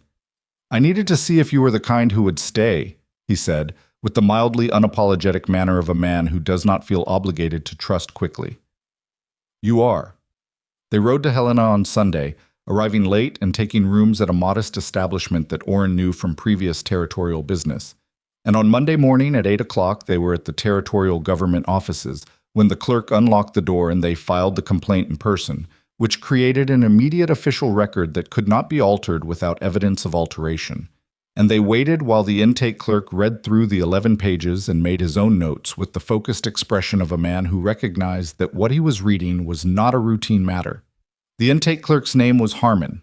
He was a precise man in his late 40s who had the particular professional bearing of someone who had dealt with most kinds of human behavior and had learned to match his expression to the gravity of what was in front of him rather than to his own emotional response to it. He finished reading and looked up at Orrin. "The document examiner's written opinion," he said. "This is from Castellane in Breckenridge City?" "Yes," Orrin said. "I know his work," Harmon said. He looked back at the complaint. "The county recorder in Breckenridge County is a territorial appointment." "That's why we're here," Orrin said. Harmon looked at Lydia directly for the first time. "You're the property partner, Vance and Harper." "Lydia Harper," she said. "Equal partner. My name isn't on the title because the arrangement was made after the title transferred, but I have documentation of the partnership agreement." She put it on his desk. She had thought about including it in the complaint and had decided to hold it separately, because a document you produce in response to a question carries more weight than one that appears to be anticipating the question. Harmon looked at the partnership agreement. He looked at it for slightly longer than the complaint pages, which told her it had surprised him. "This was drawn up in December," he said. "The day after we agreed to terms," she said. "By?" "Myself," she said. "I modeled it on a cooperative land agreement my father used in Nebraska in 1871. I've made similar agreements in smaller contexts before." Harmon set it down carefully. He looked at Orrin. He looked at Lydia. He picked up the complaint again and turned to the section documenting the arson. "This burn pattern documentation," he said. "You did this yourself?" "Yes," she said. "You have measurements." "I have measurements, sketches, and a comparison to the natural burn pattern from the previous owner's hay storage collapse in 1879, which I found in the county records." She put that document on his desk as well. Harmon looked at the two new documents on his desk. He looked at the 11-page complaint. He looked at Orrin. "I'll need 3 days to review this with the territorial attorney," he said. "We'd prefer 2, Orrin said. 3, Harmon said, but not unkindly. "This is going to require careful handling." They had their answer on Wednesday afternoon. Harmon came to Orrin's hotel himself, which was not standard practice, and told them both something about the answer before he delivered it. He sat down across from them in the small hotel parlor and put a territorial seal document on the table between them. "The territorial attorney has reviewed the complaint," he said. "The evidence of document alteration is sufficient for an immediate inquiry into the county recorder's office. The recorder will be placed on administrative suspension pending the inquiry, effective Friday." He paused. "That also means that any documentation currently on file in his office is under a hold. Nothing can be altered, removed, or added until the inquiry is complete." Lydia looked at the document. Her water rights filing and Crow's altered version of it were both now frozen in the recorder's office under territorial oversight. "The arson evidence," she said, "is being forwarded to the territorial marshal's office in conjunction with the intimidation pattern documented in the complaint," Harmon said. "The marshal will contact you at the property." Orrin was already reading the document. "The timeline," he said. "The inquiry." 90 days for the inquiry itself," Harmon said. "But the suspension and the hold are immediate." He looked at Lydia. "Miss Harper, I want to be direct with you. This is significant action. The territorial government doesn't suspend county officials lightly, and the fact that we're doing so quickly indicates the quality of your documentation." He paused. "It will also make Garrett Crow very angry." "He was already angry," she said. "He was strategically angry before," Harmon said. "What you've done removes his strategic options. What's left when a man like that loses his options is the other kind of anger." She understood what he was saying. She had understood it since Orrin first said something similar in his office. She had been understanding it in a quiet, ongoing way since the night she lay on the cot in the Silver Spur's storage room and worked through the arithmetic of her situation and thought about what came after the options she was planning. "Thank you," she said to Harmon. They left Helena on Thursday morning. Orrin was returning to Breckenridge City. Lydia was returning to the ranch. They parted at the road junction south of Helena with the brisk mutual efficiency of two people who had completed a stage of work and were moving to the next one. She pushed the horse hard on the return because something in her chest had been pulling northward since Monday, and she identified it accurately as the particular anxiety of a person who has left something important in someone else's hands and is ready to have it back in their own. Not that she didn't trust Colton. She trusted Colton the way she trusted the well. She'd found it, she'd dug it, she knew what it was and what it wasn't, and trusting it was not the same as not needing to check on it. She came over the last rise at late afternoon and the property was intact. She saw it from the rise the way she always saw it now. Not as it had been when she first walked it in January, the abandoned failure of 3 previous tries, but as what it was becoming, the visible evidence of applied intelligence and sustained work. The barn with its rebuilt north wall, the house with its finished second floor and its smoke rising straight in the still afternoon air. The eastern grazing section, which from the rise was a genuine, consistent green that she still felt something move in her chest to see. The marked positions of the 2 wells, the drainage channels settled into the earth as if they'd always been there. She came down the rise and through the gate, and Colton came out of the barn when he heard the horse, and she could see from 50 yards that something had happened. "Dolman," he said when she pulled up. She got down. "When?" "Last night. He came onto the property with 1 other man. I heard them at the cattle pen." His expression was flat and controlled in the way it got when he was managing something that could go several directions and hadn't yet decided which one. "I came out. We had a conversation." "What kind of conversation?" "The kind where I made clear that the next time someone came onto this property at night, I would not be coming out to talk," he said. "And the kind where Dolman said something he probably shouldn't have." She waited. "He said Crow knows about Helena," Colton said. "He said Crow has a response prepared and that we should expect it before the end of the week." She had expected this. She had expected it since Orrin said Crow knew about the plan before they filed, and she had built the timing of everything around the certainty that Crow would move when he found out the complaint had been filed. The question was not whether he'd move. The question was which of the remaining moves he had left. "He can't alter the documents now," she said. "The hold is in place. He can't get to the recorder's office without the territorial marshal knowing. He can't go to Aldrich because Aldrich is going to be aware that there's a marshal involved and looking for any connection between local law and the Crow operation." She looked at Colton. "What's left?" "The cattle," he said. She had looked at the pen. The cattle were there, all 15, but something in the way Colton had said it told her the number was the thing she should be looking at. "He's going to move them," she said. "Or he's already started," Colton said. "I found fresh boot prints on the northern fence line this morning. Multiple sets. More than 2 men."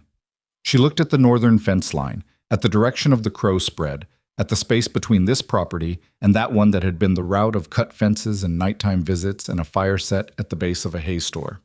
"We can't watch the whole fence line," she said. "No," he said. "How long to get word to the marshal?" 2 days minimum, if the rider goes fast," he said. "We don't have 2 days," she said. She thought. She did it quickly, because she'd been doing it quickly for most of the past week, assembling information and producing decisions without the luxury of extended consideration. She thought about Aldous Webb and about the 3 other families that had tried to hold this land, and what they'd done when the pressure became physical, which was to fold, to sell, to leave. She thought about the logical structure of what Crow was doing, which was remove the cattle, then claim the property was non-operational, then use that claim as leverage to challenge the validity of the water rights filing.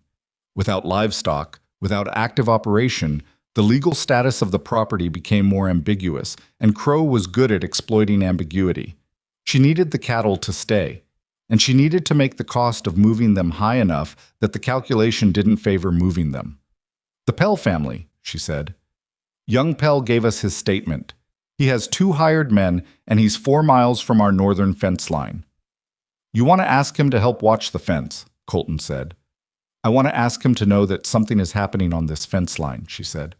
"Whether he helps is his decision, but if he knows, and his men know, then Crow's men know that there are witnesses, and witnesses change the calculation." Colton looked at her for a moment. "He might say no." "He might," she said, but his father built that house, and he said his father didn't like leaving things unfinished." She wrote a note to Pell and sent it with their fastest horse and the young man from Red Hollow who did occasional work for them, a quiet 16-year-old named Marcus, who had appeared at the property gate in April with his hat in his hand and asked if there was work, and who had turned out to be reliable in the specific, uncommented upon way of young people who had learned early that reliability was their primary asset. Marcus was back with Pell's answer by 10 o'clock that night. She read it by lamplight at the kitchen table with Colton across from her. It said, "I'll have 2 men at your northern line by dawn. Tell Vance to leave the gate unlatched." She put the note on the table and looked at it for a moment. Then she looked up at Colton. "People in this valley have been watching what we're doing," she said. It was something she'd been arriving at over the past weeks, a slow accumulation of small evidence. The feed supplier who'd dropped his price without being asked after she mentioned the Pell deal. The woman at the general store in Red Hollow who'd started putting aside particular goods when she heard Lydia was coming in. The way a few of the men in town who'd once been part of Chet Dolman's laughing audience had begun to say nothing instead. Not all of them are with Crow. Most of them are just waiting. "Waiting for what?" Colton said. "To see if we're the kind that stays," she said. He looked at the note on the table. "Pell waited 7 months," he said. "He was waiting to see what we were," she said. "Now he knows." She folded the note and put it with the other documents. "Tomorrow we need to ride the fence line ourselves, both of us, before Pell's men arrive.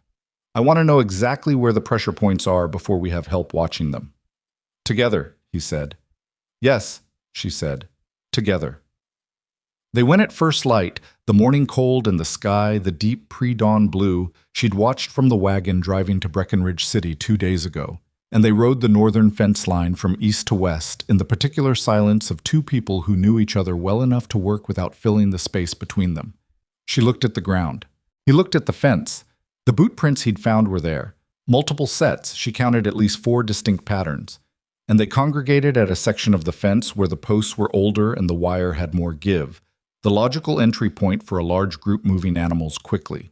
She stopped her horse at the section. She got down and crouched and looked at the ground the way she looked at everything, for what was actually there.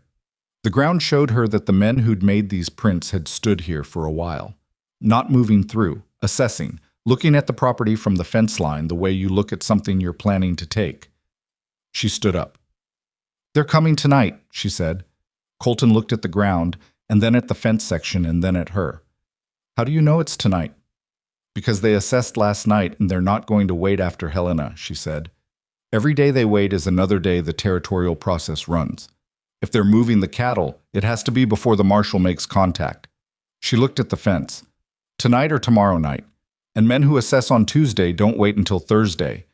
She looked across the fence line toward the Crow spread, which was not visible from here but whose direction she knew, the way she knew the direction of the wells and the drainage channels and every other relevant geography of this particular piece of the world. "We're going to need to be ready," she said. "Pell's men will be here by dawn," Colton said. "I need them here by dark," she said. "I'm going to send Marcus back." He looked at her. The morning light was coming up now, the early summer light that came earlier than you expected it and was more generous than the winter light, in a way that she still found surprising even after 6 months of watching the shift. "And if they come before Pell's men get here?" he said. She looked at the fence line. She looked at the property behind her, the barn, the house, the pen with the cattle, the wells, the green grass in the eastern section, the drainage channels, and the evidence of every decision she'd made since she stood in the saloon with dirty water on her dress and a mop in her hand and thought about what came next. "Then we hold the fence line," she said, "the way we always do." He looked at her for a long moment in the early morning light. He nodded. They rode back toward the house side by side, not fast, the horses taking their pace from the riders who were not rushing because there was no point in rushing what was already in motion. And the morning came up around them warm and particular and clear. And the property showed itself in the morning light the way it showed itself every morning now. Not as something rescued from failure, but as something that had been waiting, with the patient intelligence of land, for someone who knew how to read it. Pell's men arrived 2 hours before dark. There were 3 of them, not 2, and the third was Pell himself, riding with his hat low and his expression set in the way of a man who has made a decision and is not interested in discussing it. He pulled up at the gate and looked at Lydia. "My father built this house," he said. "I'd like to see it stay standing." "So would I," she said. He nodded once. She opened the gate. They came at 2 in the morning. Lydia heard them before she saw them, not the sound of the men themselves, who were moving with the practiced quiet of people who did this kind of thing regularly, but the sound of the cattle responding to the presence of strangers at the fence line. She had been awake. She had been awake since midnight, lying on top of the covers in the finished second-floor room with her boots on and her coat across the foot of the bed, because she had learned over the past 6 months that the body sometimes knew things before the mind had assembled the evidence, and her body had been telling her since sundown that tonight was the night. She was at the window when the first lantern appeared at the northern fence line. Not one lantern. 3. She was downstairs and out the door in 30 seconds, and Colton came out of his room at the same time, because he had also been awake, and they crossed the yard toward the cattle pen without speaking because there was nothing to say that the situation hadn't already said. Pell's men were already moving. She could see them at the fence line, 3 shapes in the dark responding to the lanterns the way they'd discussed, spreading along the fence to make their presence visible without creating a direct confrontation. The point was not violence. The point was witnesses. The point was making the men with the lanterns understand that what they were doing was being seen by more than the 2 people they'd planned for. She reached the cattle pen and stood on the near side of it with Colton to her left and the pen between them and the fence line, and she looked at the 3 lanterns and counted the men behind them. She made out 5, possibly 6. One of them called across the dark, "Vance, we're just here for the cattle. Walk back inside and this is done by morning." She recognized the voice, Chet Dolman. Colton said nothing. He stood with his particular stillness and said nothing. "Nobody gets hurt," Dolman said. "That's Crow's offer. Walk away from the pen, we take the cattle, you make your complaint in Helena, and Crow's lawyers handle the rest. You can't win the legal piece and you know it." Pell stepped forward from the fence line into the edge of the lantern light. "Dolman," he said, "I'm going to ask you to count how many people are standing on this property right now." A silence. "Because I'm going to write down tonight in a ledger," Pell continued, "every man who was here and what they were doing, and that ledger is going to Helena with the rest of it." Another silence. Longer. Lydia could feel the calculation happening on the other side of the fence line, the rapid, unwilling arithmetic of men who had arrived expecting 2 people and found something else. 6 was still more than 5 on the property side, not counting Marcus, who was somewhere she couldn't see, which she'd planned, because she'd told him to stay out of sight and count faces. "This isn't your business, Pell," Dolman said, and the performance had gone out of his voice, and what was left was a flatter, more honest register. "It is now," Pell said. What happened next took about 4 minutes and felt longer. The men on the other side of the fence talked among themselves in low voices she couldn't make out. She stood beside the cattle pen and breathed steadily and did not move toward the fence or away from it, because this was the moment that would be decided by what people chose to do when the situation didn't go the way they'd planned. And the most dangerous thing she could do was make a move that gave anyone a reason.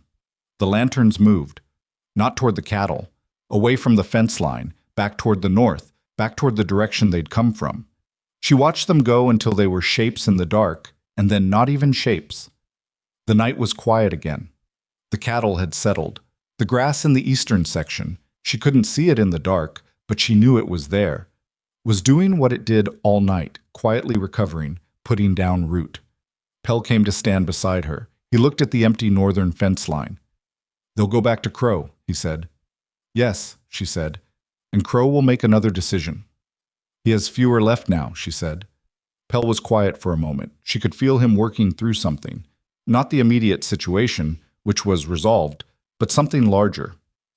"My father used to say this valley had enough for everyone who worked it honestly," he said. "He said the problem was never the land. It was the men who thought having more meant someone else had to have nothing." "Your father was right," she said. "He usually was," Pell said. He looked at her with the expression of a man arriving at something he'd been approaching for a while. "What do you need from the rest of us? Not just tonight. Going forward." She looked at the empty fence line and thought about the question, which was a real question deserving a real answer. "Statements," she said.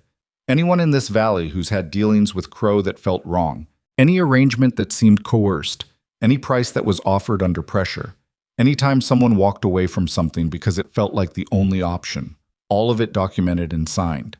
She paused. "The territorial inquiry is about the document alteration.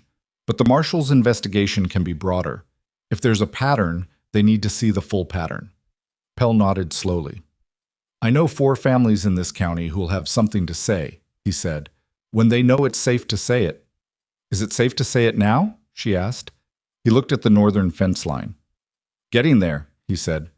He and his men stayed until first light, when it was clear that nothing further was coming from the north that night, and then they rode back toward the Pell property in the early morning with the same quiet efficiency they'd arrived with.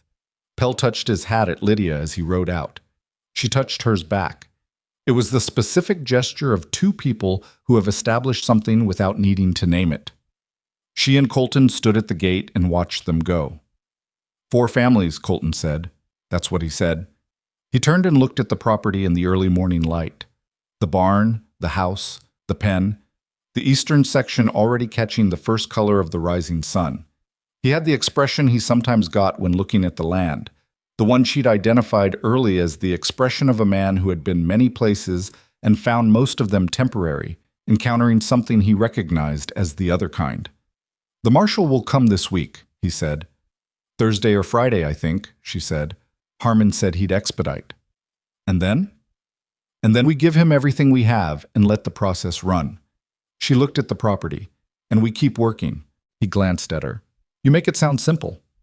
It's not simple, she said. It's just what there is to do. They went inside and she made coffee on the stove that she'd finally gotten properly seasoned in March. And they sat at the table with the coffee and the organized stack of documents that had been accumulating since January, and outside the morning came up full and clear and without the bitter edge that had defined every morning of the first 3 months. She thought about Garrett Crow. She had been thinking about him in the particular focused way she thought about problems she hadn't fully solved. Not with anxiety, but with the steady inventorying attention of someone who knows there's a piece still missing. He had made his last move last night, or close to his last move, and the move had failed because the calculation had changed on him in a way he hadn't fully seen coming. That was the nature of the particular kind of intelligence she was dealing with, a man who was very good at the strategies that had always worked, and therefore slow to recognize when the conditions that made those strategies work had shifted. The conditions had shifted. He had Dolman, and he had money, and he had years of established relationships in the county.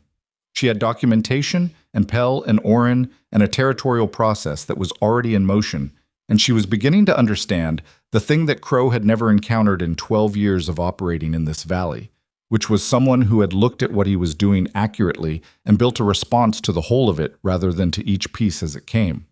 The marshal arrived on a Friday, as she'd estimated. His name was Tate, and he was a compact man in his 50s with the unhurried, assessing manner of someone who had been doing difficult work for a long time and had learned to take it at the pace the work required. He sat at the table in the main room with the organized documents in front of him and read through them in sequence, and he asked questions that were specific and intelligent and showed her that he'd already reviewed the territorial complaint before making the ride. He asked about the arson first.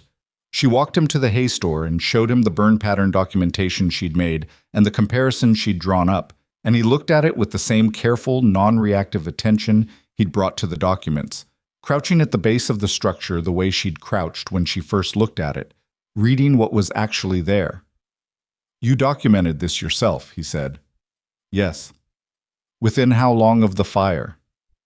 I was there when it was still smoking, she said. I started the documentation that evening. He looked at her with an expression that was not quite surprise, but was the adjustment of a man revising something upward. In the dark? I used 2 lanterns, she said. I wasn't going to wait until morning and have the weather change what the ground was saying. He was quiet for a moment, still crouching, looking at the char pattern. Miss Harper, he said, were you trained in evidence documentation? No, she said. I was trained to read what's in front of me and record it accurately. My father taught me. He was a farmer. Tate stood up. He looked at the hay store, then at the property around them, then at her. He taught you well, he said, with the specific economy of a man who did not dispense this kind of observation frequently. He spent 2 days at the property, going over everything, and on the second day he rode out with Colton to the northern fence line, and they came back an hour later, and Tate had the expression of a man who had seen what he needed to see. He sat back down at the table that had become, over the past months, the place where the significant conversations happened. Crow is going to lawyer this, he said. He has resources and he'll use them. The document alteration case will take time. I know, she said. The pattern of intimidation, the arson, the fence cutting, the cattle pen attempt, that's a separate matter and a faster one. I can pursue the individuals involved without waiting for the recorder's inquiry to conclude. He looked at her. Dolman. Dolman was there last night, she said. Pell and his 2 men saw him. Marcus counted 6 faces and identified 3 of them. I'll need statements from all of them, Tate said. You'll have them. He looked at the stack of organized documents on the table and the way they were organized, and she could see him noting it, the sequence, the indexing, the referenced connections between pieces. You've been building this since January, he said. Since December, she said. The receipt was from December. He held her gaze. You knew it would come to this in December? She thought about how to answer that honestly. I knew that if it came to this, I'd need everything I could document, she said. I didn't know it would come to this. I hoped it wouldn't. She paused. I planned for it anyway. That's the difference, he said, and it was not addressed to her specifically but to something in the room. More generally, the way people sometimes spoke when they arrived at a thought that had a larger application than the immediate moment. He left the following morning with copies of everything, receipted and signed, and she watched him ride north from the gate with the feeling that a wheel had been set in motion that would turn at the pace wheels turn. Not fast, not dramatic, but with the irresistible consistency of something properly built and properly aimed. Garrett Crow came to see her 2 weeks later. She had been expecting it. She had been expecting it with the particular steady readiness she'd brought to every stage of this since the hay store fire. And when Marcus came up from the gate on a Tuesday morning to say there was a man asking to speak with whoever was in charge of the property, and when he described the man, well-dressed, calm, 2 men behind him who stayed back, she told Marcus to bring him to the main room and went inside and sat at the table with the organized documents in front of her and waited. Garrett Crow was exactly what Orrin had said he was. He came into the main room of the house his operation had tried to drive 3 families from, and he looked at the room with the polite, genuine-seeming interest of a man on a social call. And he looked at Lydia with an expression that was pleasant and contained and showed nothing of what was behind it. He was in his mid-50s, heavy-set in the way of a man who had been strong in his youth and remained substantial in middle age, with a face that was ruddy and open and arranged in the default expression of mild goodwill. He wore his clothes well. He had the hands of a man who had done physical work once and stopped doing it long enough ago that most people didn't look at his hands. Miss Harper, he said, I've wanted to meet you for some time. Sit down, she said. He sat across from her. He looked at the documents on the table without appearing to look at them, which was a skill she recognized. Her father had called it the merchant's glance, the ability to take in everything in a room while appearing to focus on nothing. I understand there's been some difficulty with the county records office, he said. There's been some difficulty with someone altering the county records office, she said. He received this without changing his expression. These things happen in a busy office, he said. Clerical errors. The territorial document examiner disagrees with you about the clerical error, she said, and so does Marshal Tate. A brief pause. The first one. She noted it. I came here, Crow said, because I think reasonable people can resolve reasonable disagreements without involving territorial authorities and document examiners and marshals. He said these words with the kind of measured reasonableness that was its own form of pressure, the implication that pursuing the authorities was itself an unreasonable choice. I've been operating in this valley for 12 years. I employ 43 men. I supply beef to 3 counties. There's a way to talk about this property and the water questions that doesn't require Aldous Webb, she said. The room went quiet in a different way than it had been quiet. Crow looked at her. Something moved behind the pleasant face, quick and then controlled, but she saw it. She had been watching for it. I don't know that name, he said. Yes, you do, she said. He was the 3rd man who held this title. He didn't leave because the land was cursed. He left because your men ran his cattle off a bluff and burned his hay and left him with nothing in the middle of winter. She held Crow's gaze with the flatness she'd developed for exactly this kind of moment. Not angry, not emotional, just accurate. He died in March of 1882 in a Billings rooming house. Fever. She paused. He didn't have anyone who knew to keep receipts. That's the only difference between his situation and mine. Crow was looking at her with an expression that had stopped pretending to be goodwill. What was underneath it was not what she'd expected. It was not pure coldness or pure calculation, but something more complicated. The face of a man who has operated a certain way for so long that he has stopped examining whether the way is right and has only been examining whether it is working, and who is now, perhaps for the first time in a long time, looking at someone who is asking the underlying question. "What do you want?" he said. It was the first real thing he'd said. "The water rights restored to their correct filing date in the official record," she said. "In writing from your office, confirming you have no claim to them. The name of the person in the recorder's office who made the alteration provided to Marshall Tate." She looked at him steadily. "And a written accounting of what happened to Aldous Webb." He was very still. "You can't prove I had anything to do with Webb." "No," she said. "But Tate is looking, and the 4 families that Pell identified are giving statements now. And document examiners are very thorough once they start." She put both hands on the table, not in threat, just as a thing she did when she was being direct. "You have 43 men who depend on an operation that is currently under territorial investigation. The longer this runs, the more it costs. Not just you, but them." She paused. "I'm not interested in destroying 43 families. I'm interested in this property and these water rights, and the fact that Aldous Webb deserves to exist in an official record somewhere as something more than a man who failed." Crow looked at her for a long time. She let him look. "You're not what I expected," he said finally. "No," she said. "I know." He left an hour later, and she did not know, watching him ride back toward the north with his 2 men behind him, whether she'd moved something or only appeared to. Men like Crow were not changed by single conversations. They were changed by the accumulated weight of changed circumstances, the slow recognition that the conditions that had made a certain approach work had shifted in ways that could not be shifted back. She had changed the conditions. Whether that changed the man would take time. It took 3 weeks. Orrin sent a rider on a Wednesday morning in late July with a letter that she read standing at the gate in the summer heat, because she'd seen him coming from a distance and walked out to meet him halfway, and taken the letter from him there. The letter said, "Crow has provided a sworn statement to Marshall Tate naming the recorder's clerk who made the alteration. The clerk has been dismissed and faces territorial charges. Crow's legal team has filed a formal withdrawal of his water rights claim. The territorial recorder has restored the original filing date to the official record. Tate tells me the Webb accounting is in Crow's statement, though it is incomplete. It is something. She read it twice. She folded it along its original creases and put it in her coat pocket and stood at the gate in the July heat and looked at the property. It was not a triumphant moment. She had not expected it to be, which was perhaps why it felt as real and complete as it did. Real things did not feel like triumph. They felt like the solid, particular satisfaction of a thing done correctly, the way a drainage channel felt when the meltwater moved through it, the way you'd planned, the way a well felt when the water came up clean and cold around your boots at 7 feet down. The eastern section was full green now.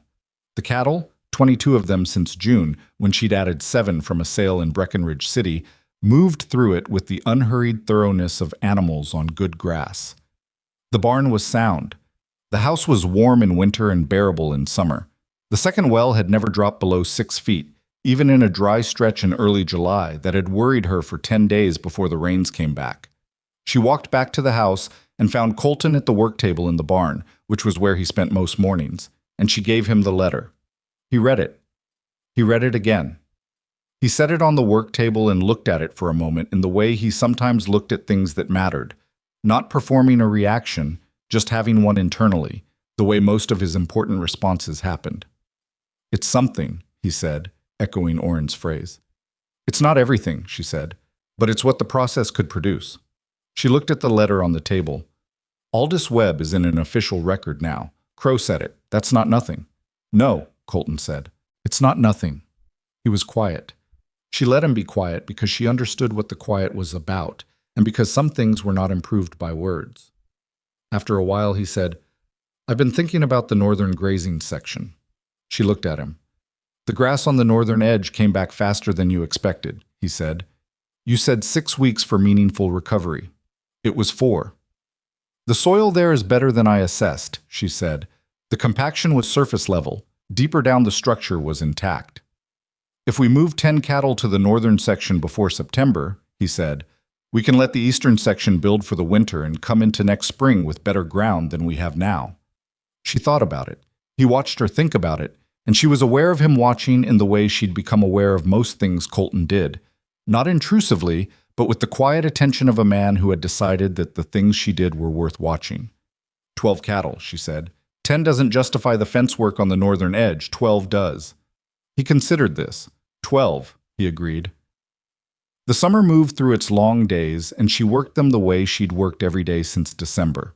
Consistently, specifically, with the ongoing attention to detail that the land required and that she had learned was not a burden but a practice, the same way her father's work had been a practice, something that organized the day and gave it a legible shape. Red Hollow changed around them slowly.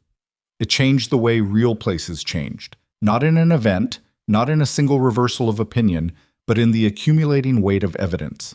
The evidence was visible from the main street of Red Hollow, if you knew what to look at.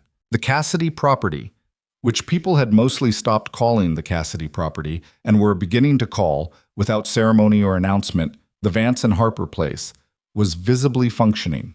Livestock on good grass, wells that didn't run dry, a barn that was standing, and a house with smoke from a real fire. 4 of the 5 families Pell had identified gave statements to Tate over the summer.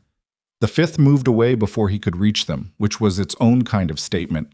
Tate's investigation moved at the pace of investigations. Not fast, but with the relentless accumulation of a process that had been properly initiated and would run to its conclusion regardless of what any individual preferred. Dolman left the Crow operation in August.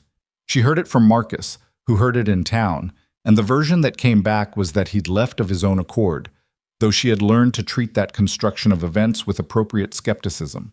Whatever had happened, he was gone from Red Hollow by September, and with him went the particular social permission his presence had provided, the signal that a certain kind of casual cruelty had an audience and a protector. Without it, the men who had laughed in the Silver Spur Saloon were just men who had once laughed at someone, and that was a different and less comfortable thing to be. Hector Finch, who was not a complex man but was a man who paid attention to the direction of things, began sending customers to the Vance and Harper place when they needed beef. He did not explain this change in practice. He simply did it, in the way of a man adjusting to what the world was becoming. The woman at the general store put aside goods without being asked. The mill owner dropped his price without negotiation. Young Marcus, who had arrived at the gate in April with his hat in his hand, became a fixture on the property in a way that was not employment exactly, but was the natural result of a 16-year-old who had been looking for something to be useful to and had found it. These were small things. But Lydia had learned, was still learning, would always be learning, that small things were the actual material of the world. The big things, the events that looked like turning points, were only legible as turning points because of the small things that had accumulated before them. 2 wells dug in the cold, a receipt kept from an ordinary interaction in December, a drainage channel marked in frozen ground on the basis of a theory about frost patterns, and her father's voice in her head saying, "Look at what's there, not what you expect to find." October came. The grass in the eastern section had the deep, settled green of established ground, the green of a thing that had been given room to recover and had used it well. The cattle, 26 now, after a good late summer sale, moved through it with the authority of animals on land that could support them. She was on the high point of the property, where the land lifted before dropping away toward the valley floor, on a clear October afternoon when the light had that particular horizontal quality that made everything cast long shadows and look more itself than it usually did, when Colton came up beside her. They stood on the high point and looked at 400 acres of land that had been, when she first stood on this same point in January, an 8-month-old woman's assessment of possibility and nothing else. It was not nothing now. It was not everything either. It was a working ranch in its first full year, with the problems and the gaps and the ongoing arithmetic that a working ranch in its first full year carried. The hay store was rebuilt but smaller than she wanted. The fence on the western edge needed work before winter. The second well's pump mechanism was developing a hesitation she hadn't fully diagnosed yet. But the land was green and the wells were full and the cattle were heavy, and the legal record of this property's water rights was correct and official and uncontested and had been affirmed by the territorial government of Montana. And somewhere in Helena there was an official document that contained Aldous Webb's name and what had happened to him in the name of the man who had made it happen. "My father would have liked this," she said. Not because she'd planned to say it, but because she was looking at the land in the October light, and he was what she thought of. "What would he have said?" Colton asked. She thought about it. She could hear his voice clearly, which still surprised her sometimes. How clearly she could still hear it, how accurately she could produce his specific way of saying things. He'd have said, "Good start," she said. And then he'd have pointed out the fence on the western edge. Colton made a sound that was not quite a laugh, but was in the vicinity of one, which was its own kind of remarkable. "He'd have been right about the fence," he said. "He was usually right," she said. They stood on the high point together in the October light, and neither of them spoke for a while, and it was the kind of quiet that had nothing to do with silence. It was the quiet of two people who had been through something together and come out the other side of it, and were looking at where they'd arrived without needing to describe it to each other, because they'd both been there for all of it. She thought, standing there, about what she would say if someone asked her what she'd learned. Not the practical things, the water and the soil and the receipts and the document examiners, but the underlying thing that all the practical things had been, in some sense, an expression of. She had learned that power was mostly a story. The kind of power Garrett Crow had wielded for 12 years in this valley was real in its effects. Aldous Webb was real in his death, and the families who'd left were real in their leaving. But it was built on the willingness of people to accept the story that certain men told about what was possible and what wasn't. Change what people were willing to accept, and you changed the conditions the story required, and without the conditions, the story didn't hold. She had not been brave in the way stories sometimes meant brave. Reckless, dramatic, confrontational. She had been the other kind of brave, which was the kind her father had modeled for her without calling it brave, which was just continuing to look at things accurately and act on what you saw even when what you saw was difficult, and what acting on it cost you more than you'd planned to spend. She had been exhausted and wrong and scared more than once, in ways she hadn't shown and hadn't needed to show, because showing them wouldn't have helped, and not showing them didn't make them not real. She had made decisions with incomplete information and been right more often than wrong and adjusted when she was wrong, without letting the adjustment become a reason to stop. She had not been perfect. She had lost her temper once with Marcus in a way she regretted and apologized for. She had misjudged the depth of the drainage channel in the eastern section and spent 3 days fixing the error. She had underestimated the speed at which Crow would move after the Helena filing, and had been lucky that Pell was the kind of man his father had raised, and not a different kind. Luck was real. She did not discount luck. She had been lucky in specific, important ways, and pretending otherwise was its own kind of dishonesty. But luck was not the story. Luck was the weather, and you prepared for the weather you might have and worked with the weather you got. "Next spring," she said, and Colton looked at her. "The northern section is ready for 10 more cattle, and I want to try winter wheat on the quarter-acre south of the barn. It's a test." She paused. "If it works, we expand it next year. And if it doesn't, then we know," she said, "and we try something else." He was looking at her in the particular way he looked at her sometimes, the way that had developed so gradually over the months that she hadn't noticed it accumulating and then had noticed it all at once, and had been sitting with the noticing quietly ever since, in the way she sat with things that were true and real, and not yet ready to be named. "Lydia," he said. "Yes," she said, not answering a question, just present. "I want to talk to you about something that isn't the ranch," he said. She looked at him. The October light was doing its horizontal thing, and the shadows were long, and the valley below them was the valley she had read from the main street of Red Hollow in November, the valley she'd seen the potential in before she had any reason to act on it, the valley that had seemed, on that first assessment, like a place that was waiting for someone to look at it honestly. "All right," she said. He was quiet for a moment. He was doing the thing he did when he was deciding how to say something he'd already decided to say. "I came here for Aldous," he said. "You know that. I came here because a man I rode with for 4 years died in a rooming house because one person wanted something that wasn't his to want, And I couldn't do anything about it at the time, and I thought—" He stopped, started again. "I thought holding this land would be the thing, the way of making it mean something." "Yes," she said. "And it is that," he said. "But it became something else too, sometime in the winter. I don't know exactly when." He looked at the land below them and then at her. "I'm not good at this kind of conversation," he said.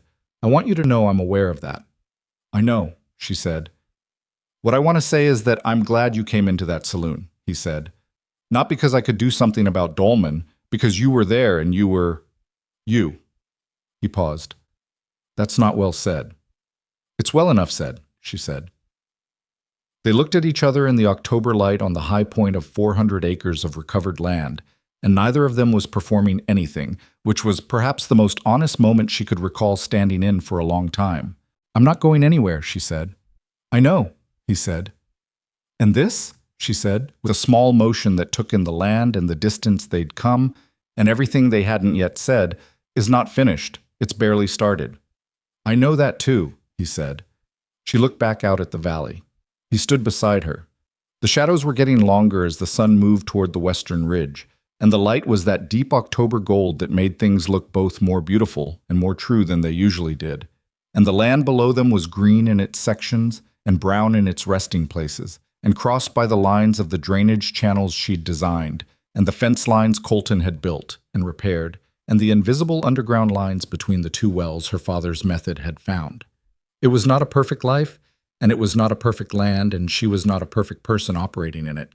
She had dirty boots, and an outstanding question about the pump mechanism on the second well, and a half-written letter to Orrin that needed finishing, and a stack of figures on the table in the main room that she'd been meaning to reconcile for 3 days. The woman who had stood in the saloon with dirty water on her dress and a mop handle in her hand had not become someone else. She had become more completely herself, which was what the hard work of a hard year had produced. Not transformation, but clarification. The stripping away of everything that had been imposed from outside and the slow, effortful discovery of what was actually there underneath. What was there was a woman who knew how to read land and water and people and evidence, and who paid attention to what was actually in front of her rather than what she expected to find. A woman who had learned from a good man and had kept learning after he was gone, which was the truest tribute you could pay to a teacher. A woman who had been laughed at in a saloon in December and had stood in the dirty water with the mop in her hand and thought, already, about what came next. What came next was this. All of this. She breathed in the October air, which smelled of dry grass and coming winter, and the particular clean mineral smell of a valley that had good water below it. And she let herself, for just this moment on the high point of the property, feel the full weight of what they'd built. Not to hold it or to protect it from what came after, but just to know it, the way you knew a well when you were the person who had found it. The winter wheat was already in her mind, a small green idea in the cold months ahead. There was always the next thing. That was not a burden. That was the whole point. She turned and started back down the slope, and Colton fell into step beside her without being asked, the way he always did. And they walked back toward the house together in the long October shadows. And the property received them the way land received people who had earned the right to walk on it, without ceremony, without drama, without anything other than the solid, patient fact of itself beneath their feet.